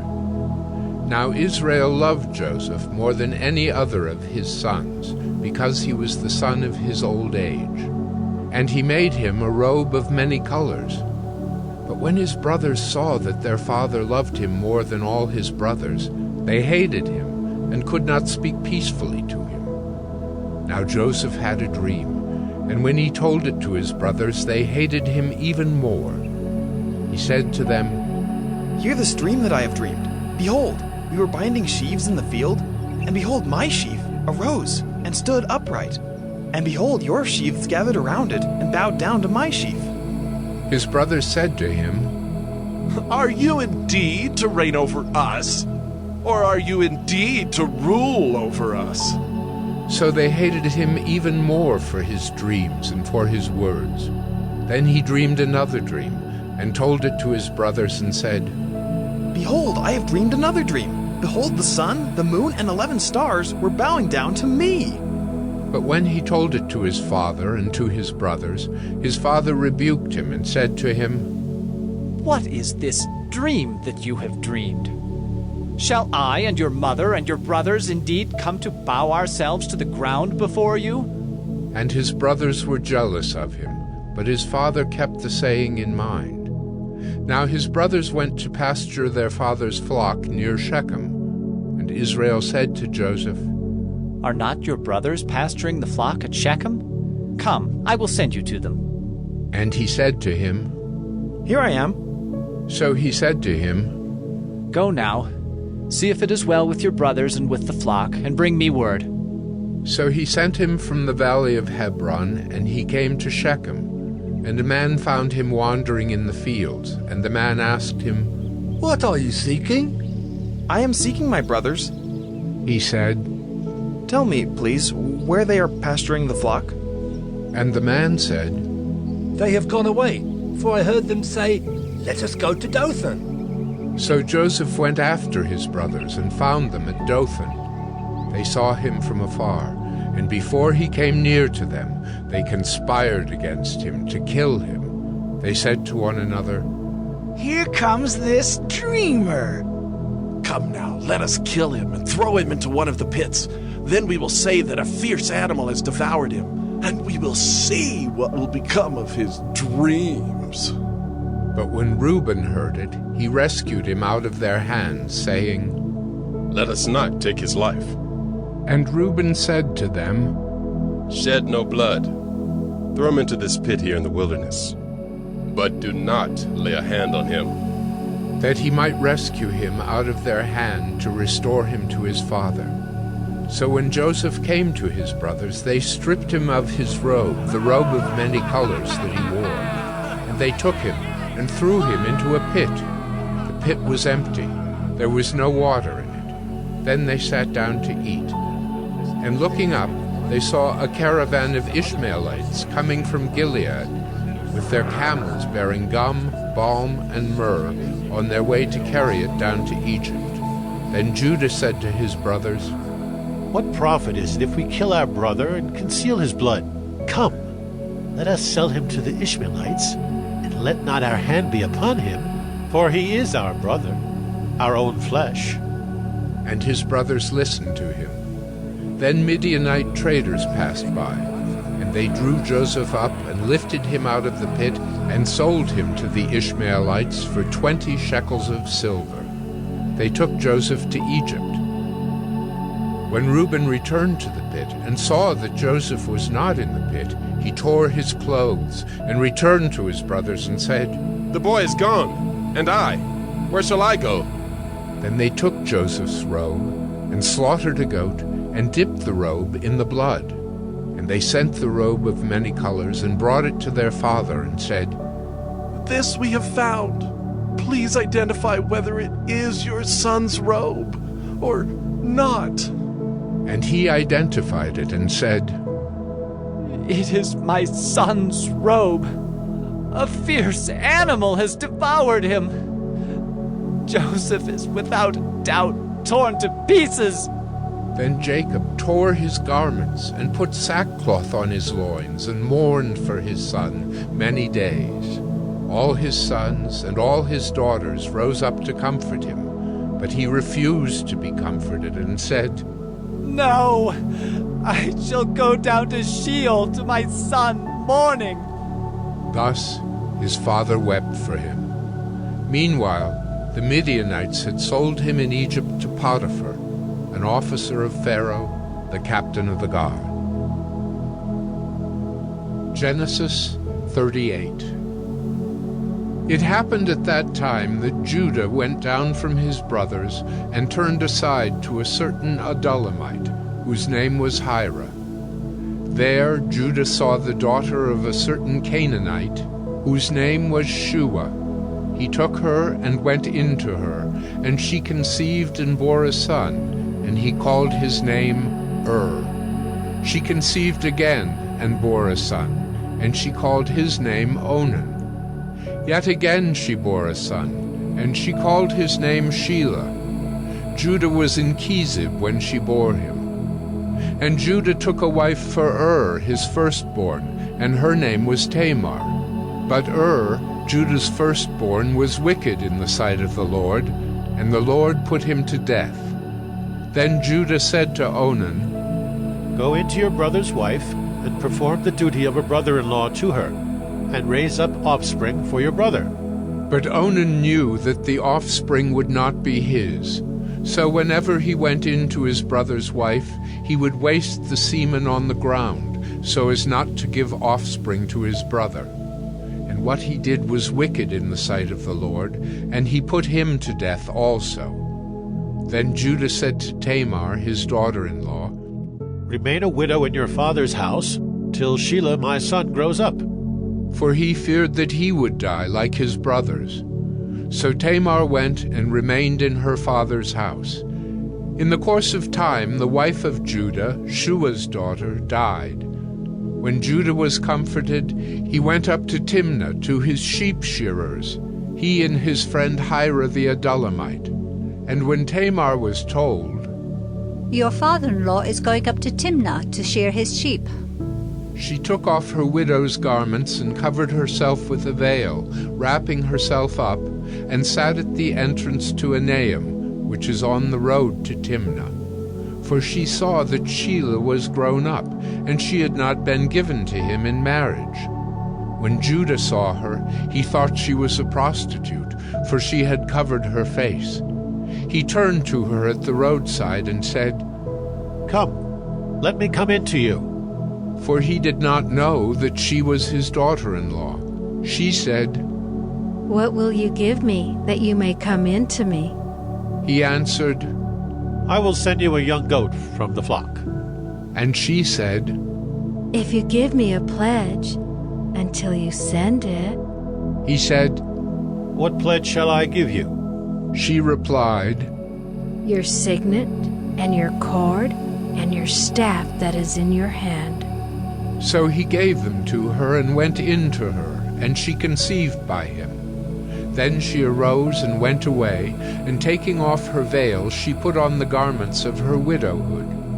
When Judah sent the young goat by his friend the Adullamite to take back the pledge from the woman's hand, he did not find her. And he asked the men of the place, "Where is the cult prostitute who was at Enaim at the roadside?" And they said, "No cult prostitute has been here." So he returned to Judah and said, "I have not found her. Also the men of the place said, 'No cult prostitute has been here.'" And Judah replied, "Let her keep the things as her own, or we shall be laughed at. You see, I sent this young goat, and you did not find her." About 3 months later, Judah was told, "Tamar, your daughter-in-law, has been immoral. Moreover, she is pregnant by immorality." And Judah said, "Bring her out, and let her be burned." As she was being brought out, she sent word to her father-in-law, "By the man to whom these belong, I am pregnant." And she said, "Please, identify whose these are, the signet and the cord and the staff." Then Judah identified them and said, "She is more righteous than I. since I did not give her to my son Shelah. And he did not know her again. When the time of her labor came, there were twins in her womb. And when she was in labor, one put out a hand, and the midwife took and tied a scarlet thread on his hand, saying, This one came out first. But as he drew back his hand, behold, his brother came out, and she said, What a breach you have made for yourself. Therefore his name was called Perez. Afterward his brother came out with the scarlet thread on his hand, and his name was called Zerah. Genesis 39. Now Joseph had been brought down to Egypt, and Potiphar, an officer of Pharaoh, the captain of the guard, an Egyptian, had bought him from the Ishmaelites, who had brought him down there. The Lord was with Joseph, and he became a successful man, and he was in the house of his Egyptian master. His master saw that the Lord was with him, and that the Lord caused all that he did to succeed in his hands. So Joseph found favor in his sight and attended him, and he made him overseer of his house, and put him in charge of all that he had. From the time that he made him overseer in his house, and over all that he had, the Lord blessed the Egyptian's house for Joseph's sake. The blessing of the Lord was on all that he had in house and field. So he left all that he had in Joseph's charge, and because of him he had no concern about anything but the food he ate. Now Joseph was handsome in form and appearance, and after a time his master's wife cast her eyes on Joseph and said, Lie with me. But he refused, and said to his master's wife, Behold, because of me my master has no concern about anything in the house, and he has put everything that he has in my charge. He is not greater in this house than I am, nor has he kept back anything from me except yourself, because you are his wife. How then can I do this great wickedness and sin against God? And as she spoke to Joseph day after day, he would not listen to her, to lie beside her or to be with her. But one day, when he went into the house to do his work, and none of the men of the house was there in the house, she caught him by his garment, saying, Lie with me. But he left his garment in her hand and fled and got out of the house. And as soon as she saw that he had left his garment in her hand and had fled out of the house, she called to the men of her household and said to them, See, he has brought among us a Hebrew to laugh at us.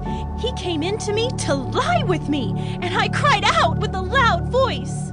And as soon as he heard that I lifted up my voice and cried out, he left his garment beside me and fled and got out of the house. Then she laid up his garment by her until his master came home, and she told him the same story, saying, The Hebrew servant whom you have brought among us came in to me to laugh at me. But as soon as I lifted up my voice and cried, he left his garment beside me and fled out of the house. As soon as his master heard the words that his wife spoke to him, This is the way your servant treated me. his anger was kindled, and Joseph's master took him and put him into the prison, the place where the king's prisoners were confined, and he was there in prison. But the Lord was with Joseph and showed him steadfast love, and gave him favor in the sight of the keeper of the prison. And the keeper of the prison put Joseph in charge of all the prisoners who were in the prison. Whatever was done there, he was the one who did it. The keeper of the prison paid no attention to anything that was in Joseph's charge, because the Lord was with him, and whatever he did, the Lord made it succeed. Genesis 40. Sometime after this, the cupbearer of the king of Egypt and his baker committed an offense against their lord, the king of Egypt.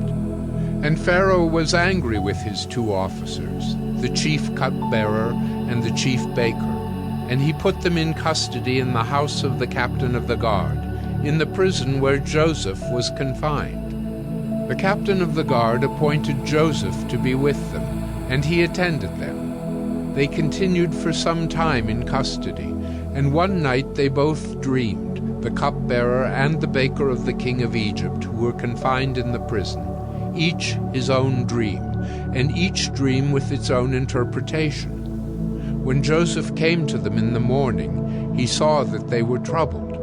So he asked Pharaoh's officers who were with him in custody in his master's house, "Why are your faces downcast today?"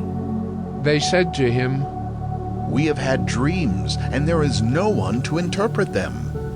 And Joseph said to them, "Do not interpretations belong to God? Please, tell them to me." So the chief cupbearer told his dream to Joseph and said to him, "In my dream there was a vine before me, and on the vine there were 3 branches. As soon as it budded, its blossoms shot forth, and the clusters ripened into grapes. Pharaoh's cup was in my hand, and I took the grapes and pressed them into Pharaoh's cup, and placed the cup in Pharaoh's hand." Then Joseph said to him, "This is its interpretation. The 3 branches are 3 days. In 3 days Pharaoh will lift up your head and restore you to your office, and you shall place Pharaoh's cup in his hand as formerly, when you were his cupbearer. Only remember me when it is well with you, and please do me the kindness to mention me to Pharaoh, and so get me out of this house. For I was indeed stolen out of the land of the Hebrews, and here also I have done nothing that they should put me into the pit." When the chief baker saw that the interpretation was favorable, he said to Joseph, "I also had a dream. There were 3 cake baskets on my head, and in the uppermost basket there were all sorts of baked food for Pharaoh. But the birds were eating it out of the basket on my head." And Joseph answered and said, "This is its interpretation. The 3 baskets are 3 days. In 3 days Pharaoh will lift up your head from you and hang you on a tree, and the birds will eat the flesh from you." On the 3rd day, which was Pharaoh's birthday, he made a feast for all his servants, and lifted up the head of the chief cupbearer and the head of the chief baker among his servants. He restored the chief cupbearer to his position, and he placed the cup in Pharaoh's hand. But he hanged the chief baker, as Joseph had interpreted to them. Yet the chief cupbearer did not remember Joseph, but forgot him. Genesis 41. After 2 whole years, Pharaoh dreamed that he was standing by the Nile, and behold, there came up out of the Nile 7 cows, attractive and plump, and they fed in the reed grass. And behold, 7 other cows, ugly and thin, came up out of the Nile after them, and stood by the other cows on the bank of the Nile. And the ugly thin cows ate up the 7 attractive plump cows. And Pharaoh awoke. And he fell asleep and dreamed a second time. And behold, 7 ears of grain, plump and good, were growing on one stalk. And behold, after them sprouted 7 ears, thin, and blighted by the east wind. And the thin ears swallowed up the 7 plump, full ears. And Pharaoh awoke, and behold, it was a dream. So in the morning his spirit was troubled, and he sent and called for all the magicians of Egypt and all its wise men. Pharaoh told them his dreams, but there was none who could interpret them to Pharaoh. Then the chief cupbearer said to Pharaoh, "I remember my offenses today. When Pharaoh was angry with his servants and put me and the chief baker in custody in the house of the captain of the guard, we dreamed on the same night, he and I, each having a dream with its own interpretation. A young Hebrew was there with us, a servant of the captain of the guard. When we told him, he interpreted our dreams to us, giving an interpretation to each man according to his dream. And as he interpreted to us, so it came about. I was restored to my office, and the baker was hanged." Then Pharaoh sent and called Joseph, And they quickly brought him out of the pit. And when he had shaved himself and changed his clothes, he came in before Pharaoh. And Pharaoh said to Joseph, I have had a dream, and there is no one who can interpret it. I have heard it said of you that when you hear a dream, you can interpret it. Joseph answered Pharaoh, It is not in me. God will give Pharaoh a favorable answer. Then Pharaoh said to Joseph, Behold, in my dream I was standing on the banks of the Nile. 7 cows, plump and attractive, came up out of the Nile and fed in the reed grass. 7 other cows came up after them, poor and very ugly and thin, such as I had never seen in all the land of Egypt. And the thin, ugly cows ate up the first 7 plump cows. But when they had eaten them, no one would have known that they had eaten them, for they were still as ugly as at the beginning. Then I awoke. I also saw in my dream 7 ears growing on one stalk, full and good. 7 ears, withered, thin, and blighted by the east wind, sprouted after them. And the thin ears swallowed up the 7 good ears. And I told it to the magicians, but there was no one who could explain it to me. Then Joseph said to Pharaoh, The dreams of Pharaoh are one. God has revealed to Pharaoh what he is about to do. The 7 good cows are 7 years, and the 7 good ears are 7 years. The dreams are one. The 7 lean and ugly cows that came up after them are 7 years, and the 7 empty ears blighted by the east wind are also 7 years of famine. It is as I told Pharaoh. God has shown to Pharaoh what he is about to do. There will come 7 years of great plenty throughout all the land of Egypt. But after them there will arise 7 years of famine, and all the plenty will be forgotten in the land of Egypt.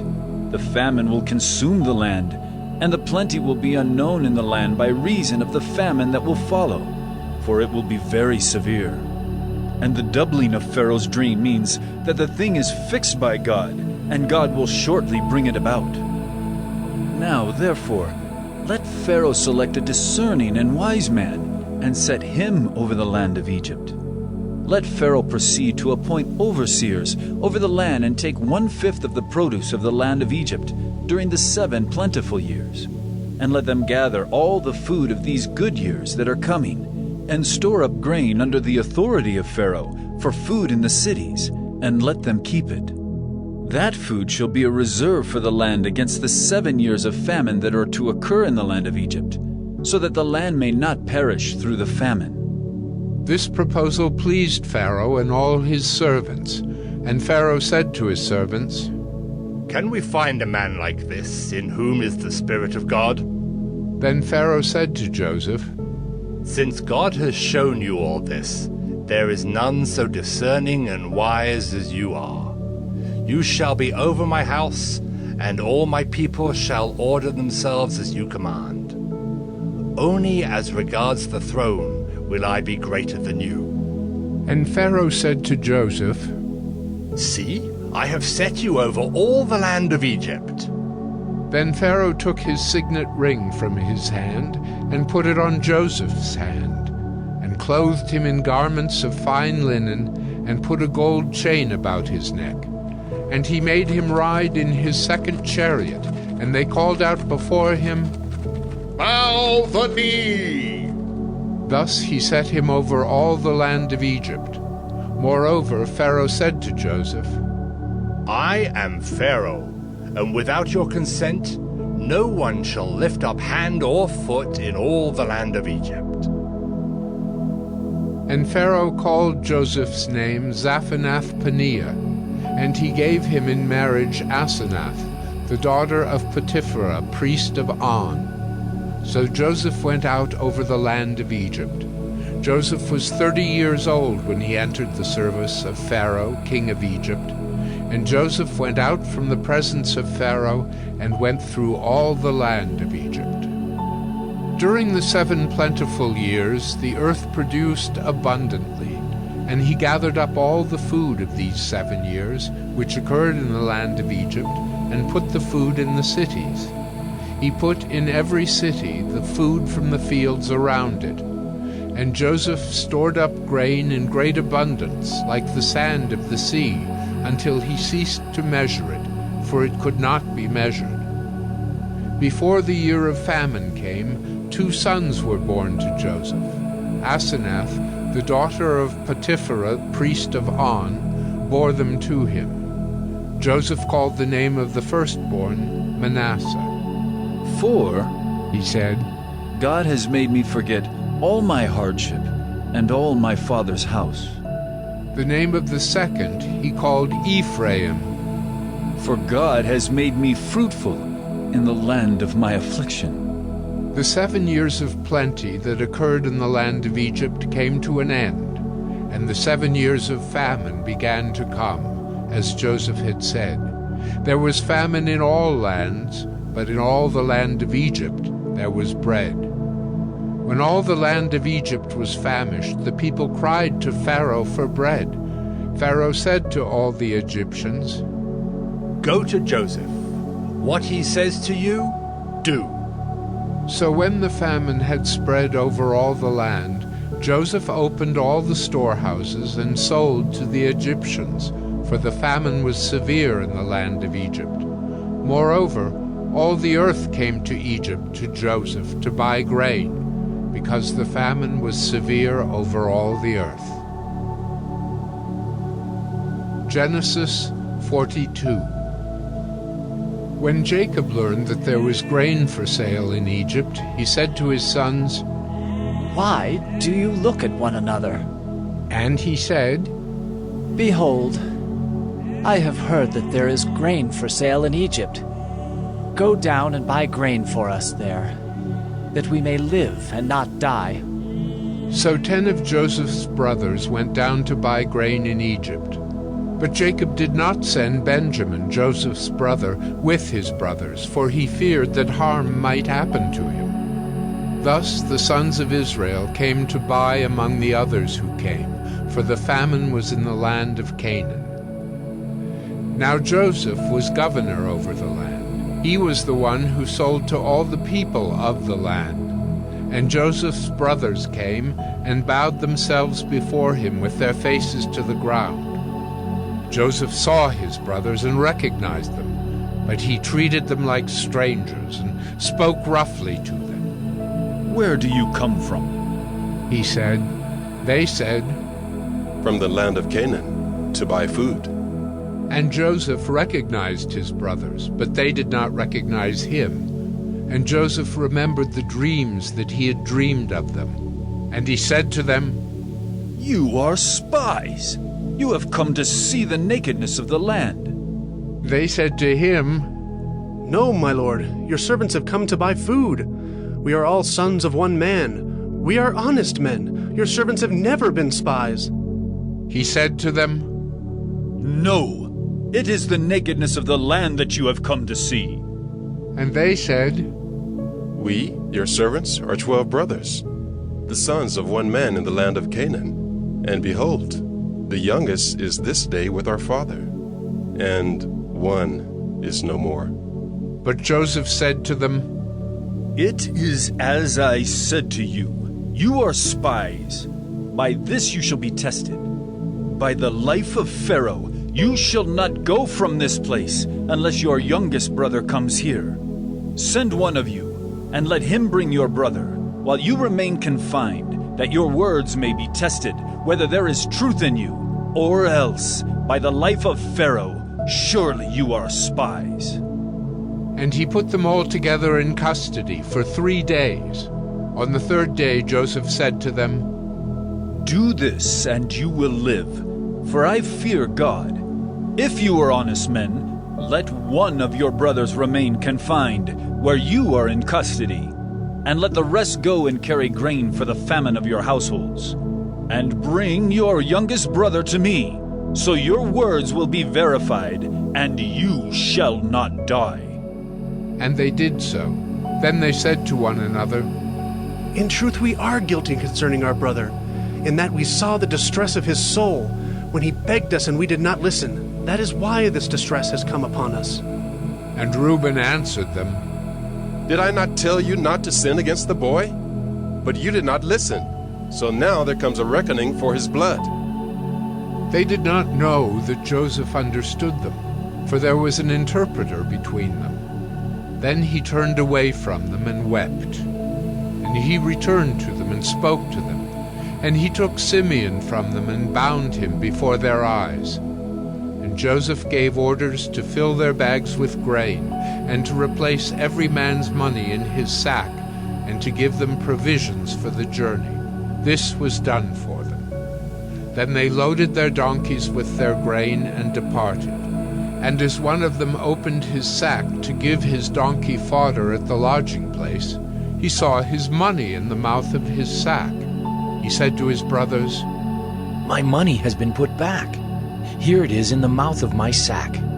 At this their hearts failed them, and they turned trembling to one another, saying, What is this that God has done to us? When they came to Jacob their father in the land of Canaan, they told him all that had happened to them, saying, The man, the Lord of the land, spoke roughly to us and took us to be spies of the land.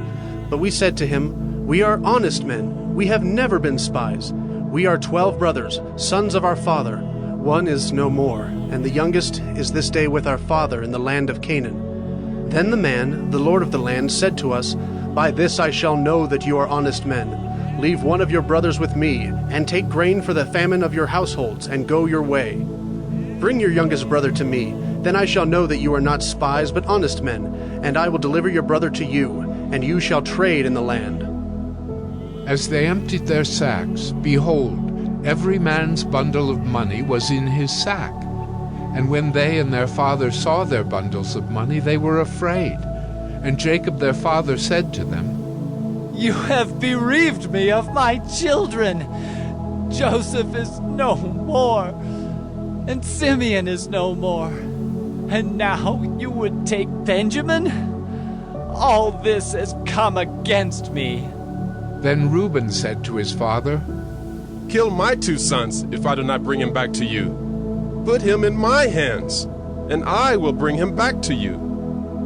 But he said, My son shall not go down with you, for his brother is dead, and he is the only one left. If harm should happen to him on the journey that you are to make, you would bring down my gray hairs with sorrow to Sheol. Genesis 43. Now the famine was severe in the land, and when they had eaten the grain that they had brought from Egypt, their father said to them, Go again, buy us a little food. But Judah said to him, The man solemnly warned us, saying, You shall not see my face unless your brother is with you. If you will send our brother with us, we will go down and buy you food. But if you will not send him, we will not go down. For the man said to us, You shall not see my face unless your brother is with you. Israel said, Why did you treat me so badly as to tell the man that you had another brother? They replied, The man questioned us carefully about ourselves and our kindred, saying, Is your father still alive? Do you have another brother? What we told him was in answer to these questions. Could we in any way know that he would say, Bring your brother down? And Judah said to Israel his father, Send the boy with me, and we will arise and go, that we may live and not die, both we and you, and also our little ones. I will be a pledge of his safety. From my hand you shall require him. If I do not bring him back to you and set him before you, then let me bear the blame forever. If we had not delayed, we would now have returned twice. Then their father Israel said to them, If it must be so, then do this. Take some of the choice fruits of the land in your bags, and carry a present down to the man. A little balm and a little honey, gum, myrrh, pistachio nuts, and almonds. Take double the money with you. Carry back with you the money that was returned in the mouth of your sacks. Perhaps it was an oversight. Take also your brother, and arise, go again to the man. May God Almighty grant you mercy before the man, and may he send back your other brother and Benjamin. And as for me, if I am bereaved of my children, I am bereaved. So the men took this present, and they took double the money with them, and Benjamin. They arose and went down to Egypt and stood before Joseph. When Joseph saw Benjamin with them, he said to the steward of his house, "Bring the men into the house, and slaughter an animal and make ready, for the men are to dine with me at noon." The man did as Joseph told him, and brought the men to Joseph's house. And the men were afraid because they were brought to Joseph's house, and they said, "It is because of the money which was replaced in our sacks the first time that we are brought in, so that he may assault us and fall upon us to make us servants and seize our donkeys." So they went up to the steward of Joseph's house and spoke with him at the door of the house and said, "Oh, my lord, we came down the first time to buy food. And when we came to the lodging place, we opened our sacks. And there was each man's money in the mouth of his sack, our money in full weight. So we have brought it again with us. And we have brought other money down with us to buy food. We do not know who put our money in our sacks." He replied, "Peace to you. Do not be afraid. Your God and the God of your father has put treasure in your sacks for you. I received your money." Then he brought Simeon out to them. And when the man had brought the men into Joseph's house, and given them water, and they had washed their feet, and when he had given their donkeys fodder, they prepared the present for Joseph's coming at noon, for they heard that they should eat bread there. When Joseph came home, they brought into the house to him the present that they had with them, and bowed down to him to the ground. And he inquired about their welfare, and said, "Is your father well, the old man of whom you spoke? Is he still alive?" They said, "Your servant, our father, is well. He is still alive."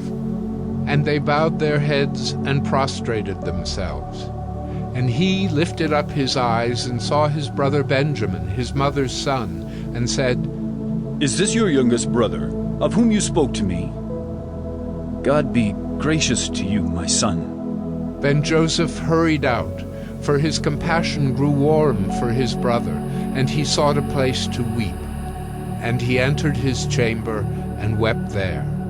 Then he washed his face and came out, and controlling himself, he said, "Serve the food." They served him by himself, and them by themselves, and the Egyptians who ate with him by themselves, because the Egyptians could not eat with the Hebrews, for that is an abomination to the Egyptians. And they sat before him, the firstborn according to his birthright, and the youngest according to his youth. And the men looked at one another in amazement. Portions were taken to them from Joseph's table, but Benjamin's portion was 5 times as much as any of theirs. And they drank and were merry with him. Genesis 44. Then he commanded the steward of his house, "Fill the men's sacks with food, as much as they can carry, and put each man's money in the mouth of his sack, and put my cup, the silver cup, in the mouth of the sack of the youngest, with his money for the grain." And he did as Joseph told him. As soon as the morning was light, the men were sent away with their donkeys. They had gone only a short distance from the city. Now Joseph said to his steward, "Up, follow after the men, and when you overtake them, say to them, 'Why have you repaid evil for good? Is it not from this that my Lord drinks, and by this that he practices divination? You have done evil in doing this.'" When he overtook them, he spoke to them these words. They said to him, "Why does my Lord speak such words as these?" Far be it from your servants to do such a thing. Behold, the money that we found in the mouths of our sacks we brought back to you from the land of Canaan. How then could we steal silver or gold from your Lord's house? Whichever of your servants is found with it shall die, and we also will be my Lord's servants. He said, Let it be as you say. He who is found with it shall be my servant, and the rest of you shall be innocent. Then each man quickly lowered his sack to the ground, and each man opened his sack. And he searched, beginning with the eldest and ending with the youngest. And the cup was found in Benjamin's sack. Then they tore their clothes, and every man loaded his donkey, and they returned to the city. When Judah and his brothers came to Joseph's house, he was still there. They fell before him to the ground. Joseph said to them, What deed is this that you have done? Do you not know that a man like me can indeed practice divination? And Judah said, What shall we say to my lord? What shall we speak? Or how can we clear ourselves? God has found out the guilt of your servants. Behold, we are my Lord's servants, both we and he also in whose hand the cup has been found. But he said, Far be it from me that I should do so. Only the man in whose hand the cup was found shall be my servant. But as for you, go up in peace to your father. Then Judah went up to him and said, O my lord, please let your servant speak a word in my lord's ears, and let not your anger burn against your servant, for you are like Pharaoh himself. My lord asked his servants, saying, Have you a father or a brother? And we said to my lord, We have a father, an old man, and a young brother, the child of his old age. His brother is dead, and he alone is left of his mother's children, and his father loves him. Then you said to your servants, Bring him down to me, that I may set my eyes on him. We said to my lord, The boy cannot leave his father, for if he should leave his father would die.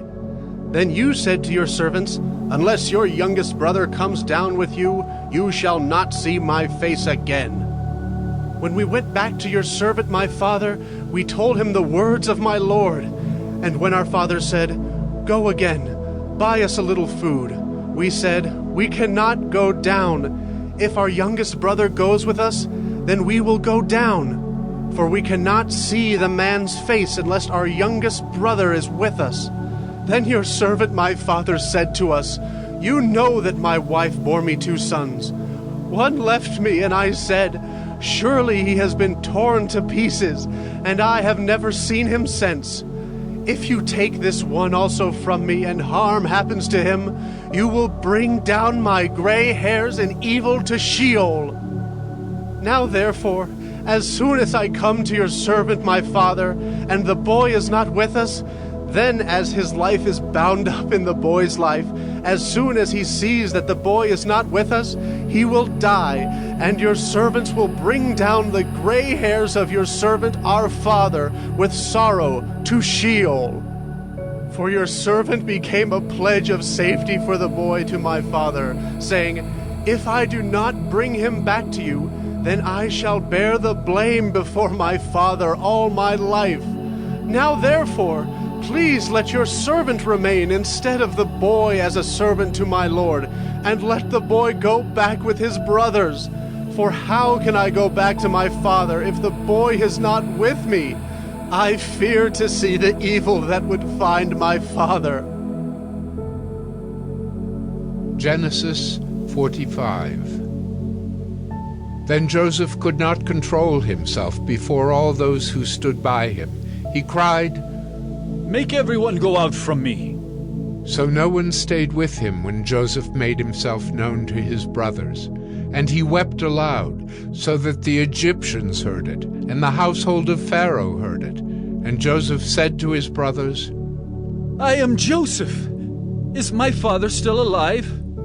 But his brothers could not answer him, for they were dismayed at his presence. So Joseph said to his brothers, Come near to me, please. And they came near, and he said, I am your brother, Joseph, whom you sold into Egypt. And now, do not be distressed or angry with yourselves, because you sold me here. For God sent me before you to preserve life. For the famine has been in the land these 2 years, and there are yet 5 years in which there will be neither plowing nor harvest. And God sent me before you to preserve for you a remnant on earth, and to keep alive for you many survivors. So it was not you who sent me here, but God. He has made me a father to Pharaoh, and lord of all his house, and ruler over all the land of Egypt. Hurry and go up to my father and say to him, 'Thus says your son, Joseph, God has made me lord of all Egypt. Come down to me, do not tarry. You shall dwell in the land of Goshen, and you shall be near me, you and your children and your children's children, and your flocks, your herds, and all that you have. There I will provide for you, for there are yet 5 years of famine to come, so that you and your household and all that you have do not come to poverty. And now your eyes see, and the eyes of my brother Benjamin see, that it is my mouth that speaks to you. You must tell my father of all my honor in Egypt, and of all that you have seen. Hurry, and bring my father down here.' Then he fell upon his brother Benjamin's neck and wept, and Benjamin wept upon his neck. And he kissed all his brothers and wept upon them. After that, his brothers talked with him. When the report was heard in Pharaoh's house, 'Joseph's brothers have come,' it pleased Pharaoh and his servants. And Pharaoh said to Joseph, 'Say to your brothers, do this. Load your beasts and go back to the land of Canaan, and take your father and your households, and come to me, and I will give you the best of the land of Egypt, and you shall eat the fat of the land. And you, Joseph, are commanded to say, do this. Take wagons from the land of Egypt, for your little ones and for your wives, and bring your father and come. Have no concern for your goods, for the best of all the land of Egypt is yours.' The sons of Israel did so, and Joseph gave them wagons according to the command of Pharaoh, and gave them provisions for the journey. To each and all of them he gave a change of clothes.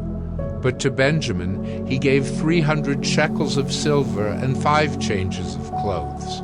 To his father he sent as follows: 10 donkeys loaded with the good things of Egypt, and 10 female donkeys loaded with grain, bread, and provision for his father on the journey.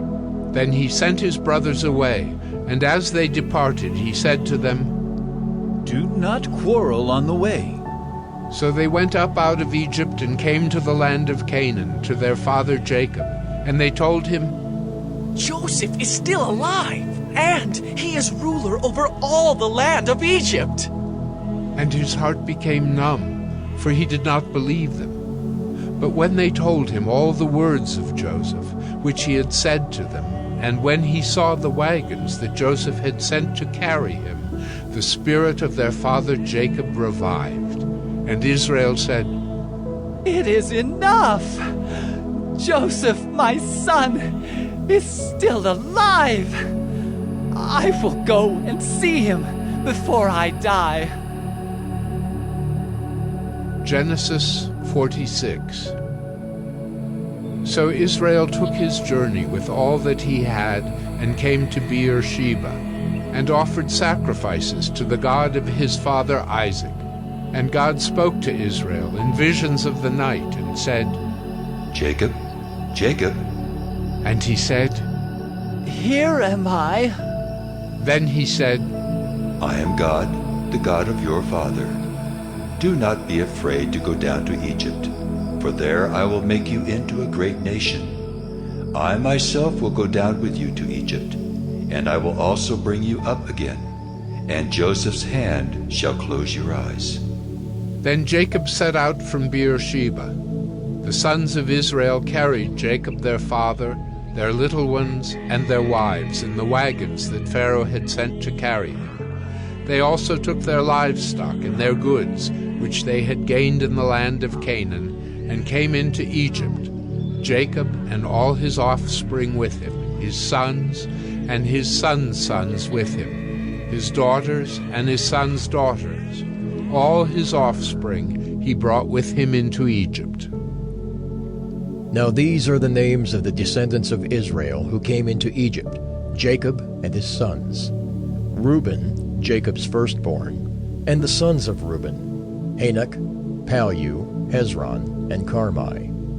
The sons of Simeon, Jemuel, Jamin, Ohad, Jachin, Zohar, and Shaul, the son of a Canaanite woman. The sons of Levi, Gershon, Kohath, and Merari. The sons of Judah, Onan, Shelah, Perez, and Zerah. But and Onan died in the land of Canaan. And the sons of Perez were Hezron and Hamel. The sons of Issachar, Tola, Puvah, Job, and Shimron. The sons of Zebulun, Sered, Elon, and Jaleel. These are the sons of Leah, whom she bore to Jacob in Paddan Aram, together with his daughter Dinah. Altogether his sons and his daughters numbered 33. The sons of Gad, Ziphion, Hagi, Shunai, Esbon, Eri, Eridai, and Areli. The sons of Asher, Imnah, Ishva, Ishvi, Beriah, with Sirah their sister. And the sons of Beriah, Heber, and Malchiel. These are the sons of Zilpah, whom Laban gave to Leah his daughter, and these she bore to Jacob, 16 persons. The sons of Rachel, Jacob's wife, Joseph and Benjamin. And to Joseph in the land of Egypt were born Manasseh and Ephraim, whom Asenath, the daughter of Potipherah, the priest of On, bore to him. And the sons of Benjamin, Bela, Becher, Ashbel, Gera, Naaman, Ehi, Rosh, Muppim, Huppim, and Ard. These are the sons of Rachel who were born to Jacob, 14 persons in all. The sons of Dan, Hushim.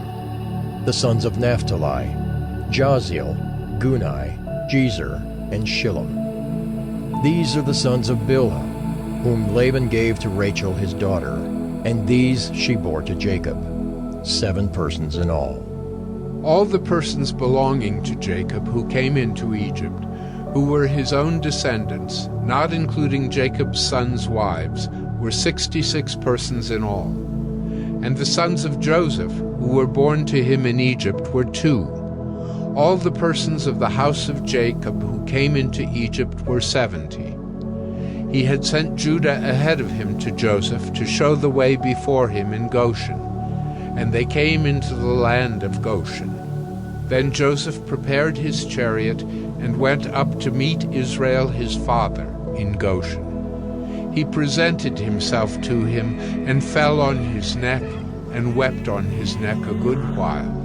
Israel said to Joseph, "Now let me die, since I have seen your face and know that you are still alive." Joseph said to his brothers and to his father's household, "I will go up and tell Pharaoh and will say to him, 'My brothers and my father's household who were in the land of Canaan have come to me, and the men are shepherds, for they have been keepers of livestock, and they have brought their flocks and their herds and all that they have.' When Pharaoh calls you and says, 'What is your occupation?' you shall say, 'Your servants have been keepers of livestock from our youth, even until now, both we and our fathers, in order that you may dwell in the land of Goshen. For every shepherd is an abomination to the Egyptians." Genesis 47. So Joseph went in and told Pharaoh, "My father and my brothers, with their flocks and herds and all that they possess, have come from the land of Canaan. They are now in the land of Goshen." And from among his brothers he took 5 men and presented them to Pharaoh. Pharaoh said to his brothers, "What is your occupation?" And they said to Pharaoh, "Your servants are shepherds, as our fathers were." They said to Pharaoh, "We have come to sojourn in the land." for there is no pasture for your servants' flocks, for the famine is severe in the land of Canaan. And now, please let your servants dwell in the land of Goshen. Then Pharaoh said to Joseph, Your father and your brothers have come to you. The land of Egypt is before you. Settle your father and your brothers in the best of the land. Let them settle in the land of Goshen, and if you know any able men among them, put them in charge of my livestock. Then Joseph brought in Jacob his father, and stood him before Pharaoh. And Jacob blessed Pharaoh. And Pharaoh said to Jacob, How many are the days of the years of your life? And Jacob said to Pharaoh, The days of the years of my sojourning are 130 years. Few and evil have been the days of the years of my life, and they have not attained to the days of the years of the life of my fathers, in the days of their sojourning. And Jacob blessed Pharaoh, and went out from the presence of Pharaoh. Then Joseph settled his father and his brothers, and gave them a possession in the land of Egypt, in the best of the land, in the land of Ramesses, as Pharaoh had commanded. And Joseph provided his father, his brothers, and all his father's household with food, according to the number of their dependents. Now there was no food in all the land, for the famine was very severe, so that the land of Egypt and the land of Canaan languished by reason of the famine.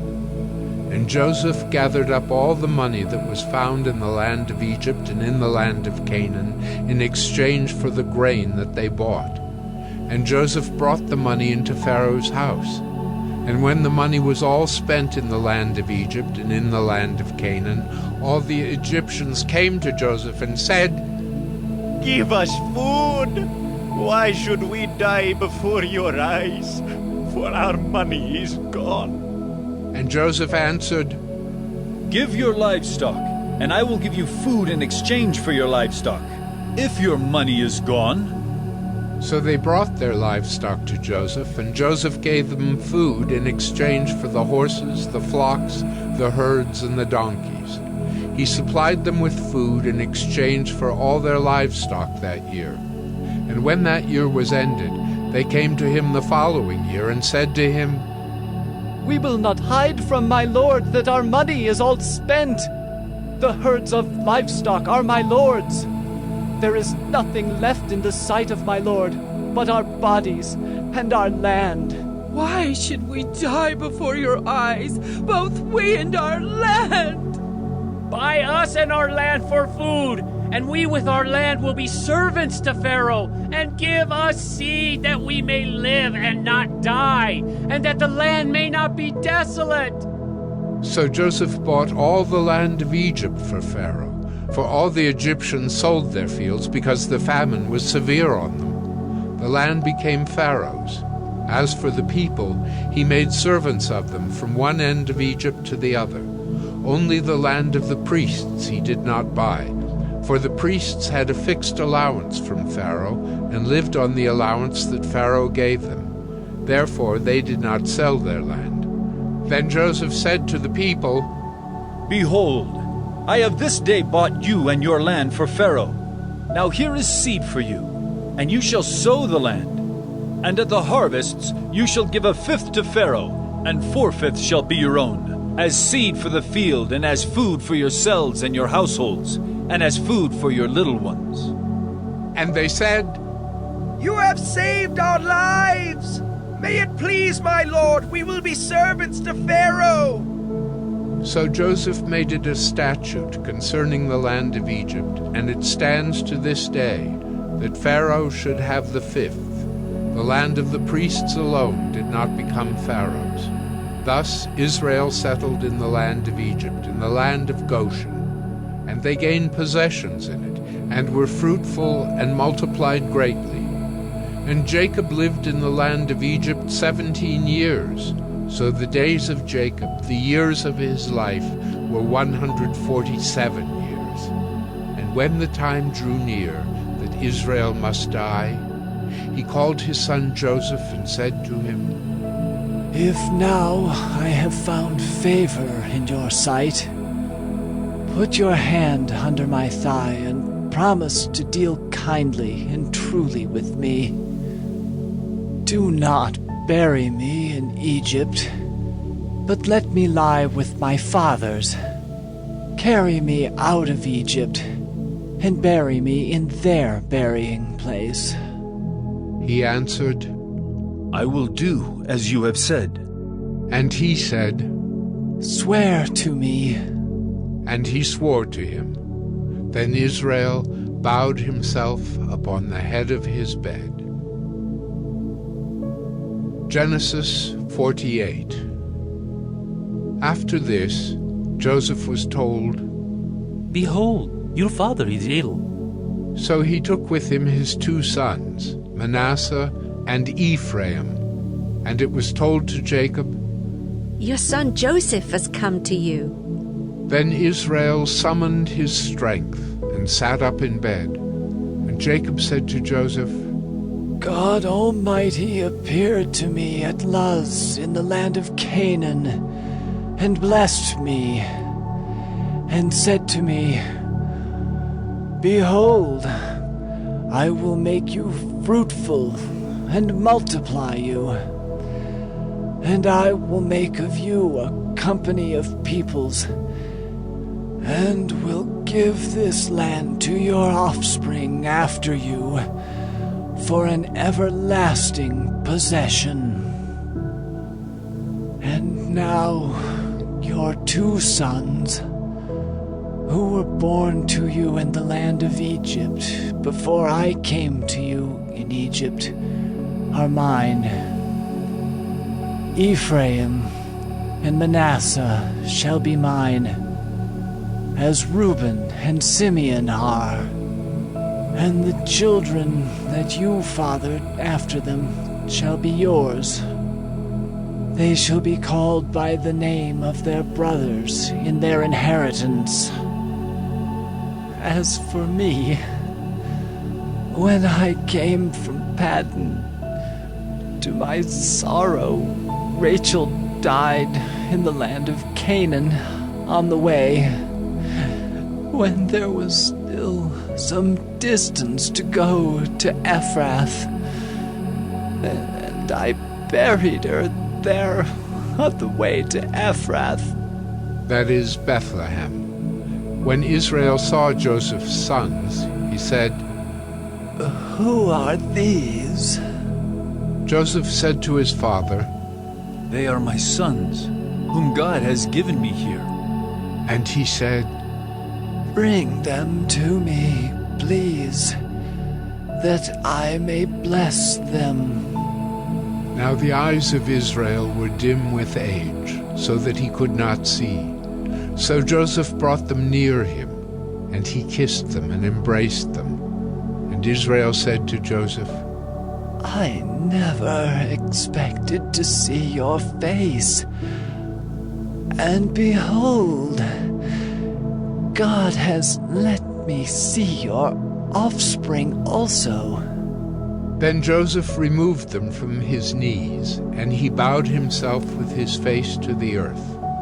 And Joseph took them both, Ephraim in his right hand toward Israel's left hand, and Manasseh in his left hand toward Israel's right hand, and brought them near him. And Israel stretched out his right hand and laid it on the head of Ephraim, who was the younger, and his left hand on the head of Manasseh, crossing his hands, for Manasseh was the firstborn. And he blessed Joseph and said, The God before whom my fathers Abraham and Isaac walked, the God who has been my shepherd all my life long to this day, the angel who has redeemed me from all evil, bless the boys, and in them let my name be carried on, and the name of my fathers Abraham and Isaac, and let them grow into a multitude, in the midst of the earth.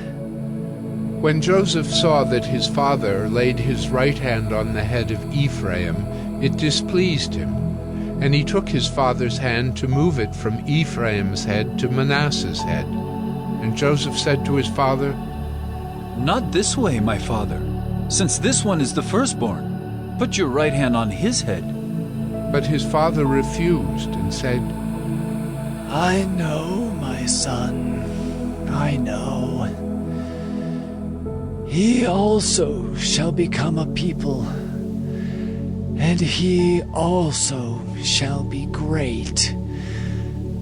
Nevertheless, his younger brother shall be greater than he, and his offspring shall become a multitude of nations. So he blessed them that day, saying, By you, Israel, will pronounce blessings, saying, God, make you as Ephraim and as Manasseh. Thus he put Ephraim before Manasseh. Then Israel said to Joseph, Behold, I am about to die, but God will be with you, and will bring you again to the land of your fathers.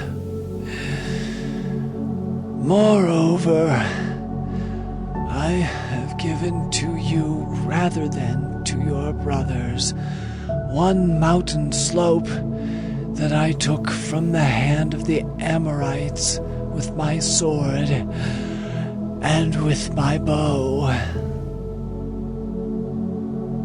Genesis 49. Then Jacob called his sons and said, Gather yourselves together, that I may tell you what shall happen to you in days to come. Assemble and listen, O sons of Jacob. Listen to Israel, your father. Reuben, you are my firstborn, my might, and the first fruits of my strength, preeminent in dignity and preeminent in power, unstable as water. You shall not have preeminence, because you went up to your father's bed. Then you defiled it. He went up to my couch. Simeon and Levi are brothers. Weapons of violence are their swords. Let my soul come not into their counsel. O my glory, be not joined to their company. For in their anger they killed men, and in their willfulness they hamstrung oxen. Cursed be their anger, for it is fierce, and their wrath, for it is cruel. I will divide them in Jacob, and scatter them in Israel. Judah, your brothers shall praise you. Your hand shall be on the neck of your enemies. Your father's sons shall bow down before you. Judah is a lion's cub. From the prey, my son, you have gone up. He stooped down. He crouched as a lion and as a lioness. Who dares rouse him? The scepter shall not depart from Judah, nor the ruler's staff from between his feet, until tribute comes to him, and to him shall be the obedience of the peoples. Binding his foal to the vine, and his donkey's colt to the choice vine. He has washed his garments in wine, and his vesture in the blood of grapes. His eyes are darker than wine, and his teeth whiter than milk. Zebulun shall dwell at the shore of the sea. He shall become a haven for ships, and his border shall be at Sidon. Issachar is a strong donkey, crouching between the sheepfolds. He saw that a resting place was good, and that the land was pleasant. So he bowed his shoulder to bear, and became a servant at forced labor. Dan shall judge his people as one of the tribes of Israel. Dan shall be a serpent in the way, a viper by the path, that bites the horse's heels, so that his rider falls backward. I wait for your salvation, O Lord. Raiders shall raid Gad, but he shall raid at their heels. Asher's food shall be rich, and he shall yield royal delicacies. Naphtali is a doe let loose that bears beautiful fawns. Joseph is a fruitful bough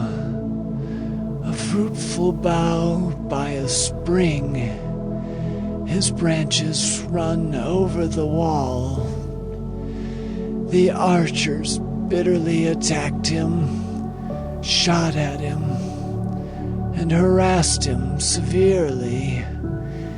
Yet his bow remained unmoved. His arms were made agile by the hands of the mighty one of Jacob. From there is the shepherd, the stone of Israel. By the God of your father, who will help you. By the Almighty, who will bless you with blessings of heaven above, blessings of the deep that crouches beneath, blessings of the breasts and of the womb. The blessings of your father are mighty beyond the blessings of my parents, up to the bounties of the everlasting hills. May they be on the head of Joseph, and on the brow of him who was set apart from his brothers. Benjamin is a ravenous wolf, in the morning devouring the prey, and at evening dividing the spoil. All these are the 12 tribes of Israel.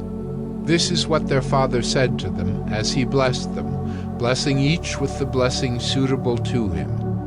Then he commanded them and said to them, I am to be gathered to my people. Bury me with my fathers in the cave that is in the field of Ephron the Hittite,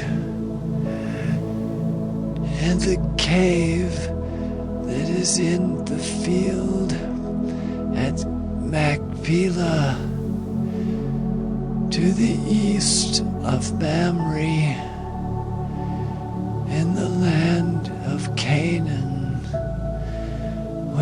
Abraham bought with the field from Ephron the Hittite to possess as a burying place.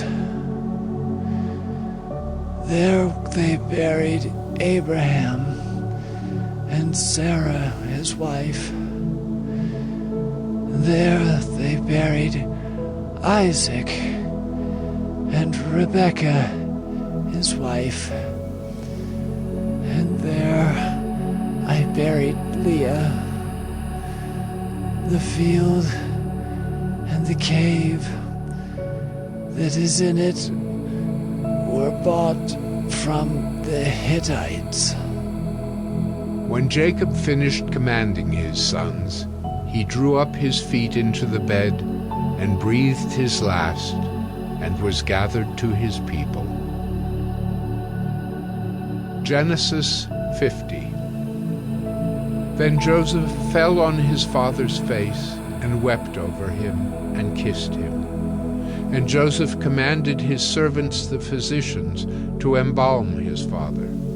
So the physicians embalmed Israel. 40 days were required for it, for that is how many are required for embalming. And the Egyptians wept for him 70 days. And when the days of weeping for him were past, Joseph spoke to the household of Pharaoh, saying, If now I have found favor in your eyes, please speak in the ears of Pharaoh, saying, My father made me swear, saying, I am about to die. In my tomb that I hewed out for myself in the land of Canaan, there shall you bury me. Now therefore, let me please go up and bury my father. Then I will return. And Pharaoh answered, Go up and bury your father as he made you swear. So Joseph went up to bury his father. With him went up all the servants of Pharaoh, the elders of his household, and all the elders of the land of Egypt, as well as all the household of Joseph, his brothers, and his father's household. Only their children, their flocks, and their herds were left in the land of Goshen. And there went up with him both chariots and horsemen. It was a very great company. When they came to the threshing floor of Atad, which is beyond the Jordan, they lamented there with a very great and grievous lamentation, and he made a mourning for his father 7 days. When the inhabitants of the land, the Canaanites, saw the mourning on the threshing floor of Atad, they said, This is a grievous mourning by the Egyptians. Therefore the place was named Abel Mizraim. It is beyond the Jordan. Thus his sons did for him as he had commanded them. For his sons carried him to the land of Canaan, and buried him in the cave of the field at Machpelah, to the east of Mamre, which Abraham bought with the field from Ephron the Hittite to possess as a burying place. After he had buried his father, Joseph returned to Egypt with his brothers and all who had gone up with him to bury his father. When Joseph's brothers saw that their father was dead, they said, It may be that Joseph will hate us and pay us back for all the evil that we did to him. So they sent a message to Joseph, saying, Your father gave this command before he died. Say to Joseph, Please forgive the transgression of your brothers and their sin because they did evil to you. And now, please forgive the transgression of the servants of the God of your father. Joseph wept when they spoke to him. His brothers also came and fell down before him and said, Behold, we are your servants. But Joseph said to them, Do not fear, for am I in the place of God? As for you, you meant evil against me, but God meant it for good, to bring it about that many people should be kept alive, as they are today. So do not fear. I will provide for you and your little ones. Thus he comforted them and spoke kindly to them. So Joseph remained in Egypt, he and his father's house.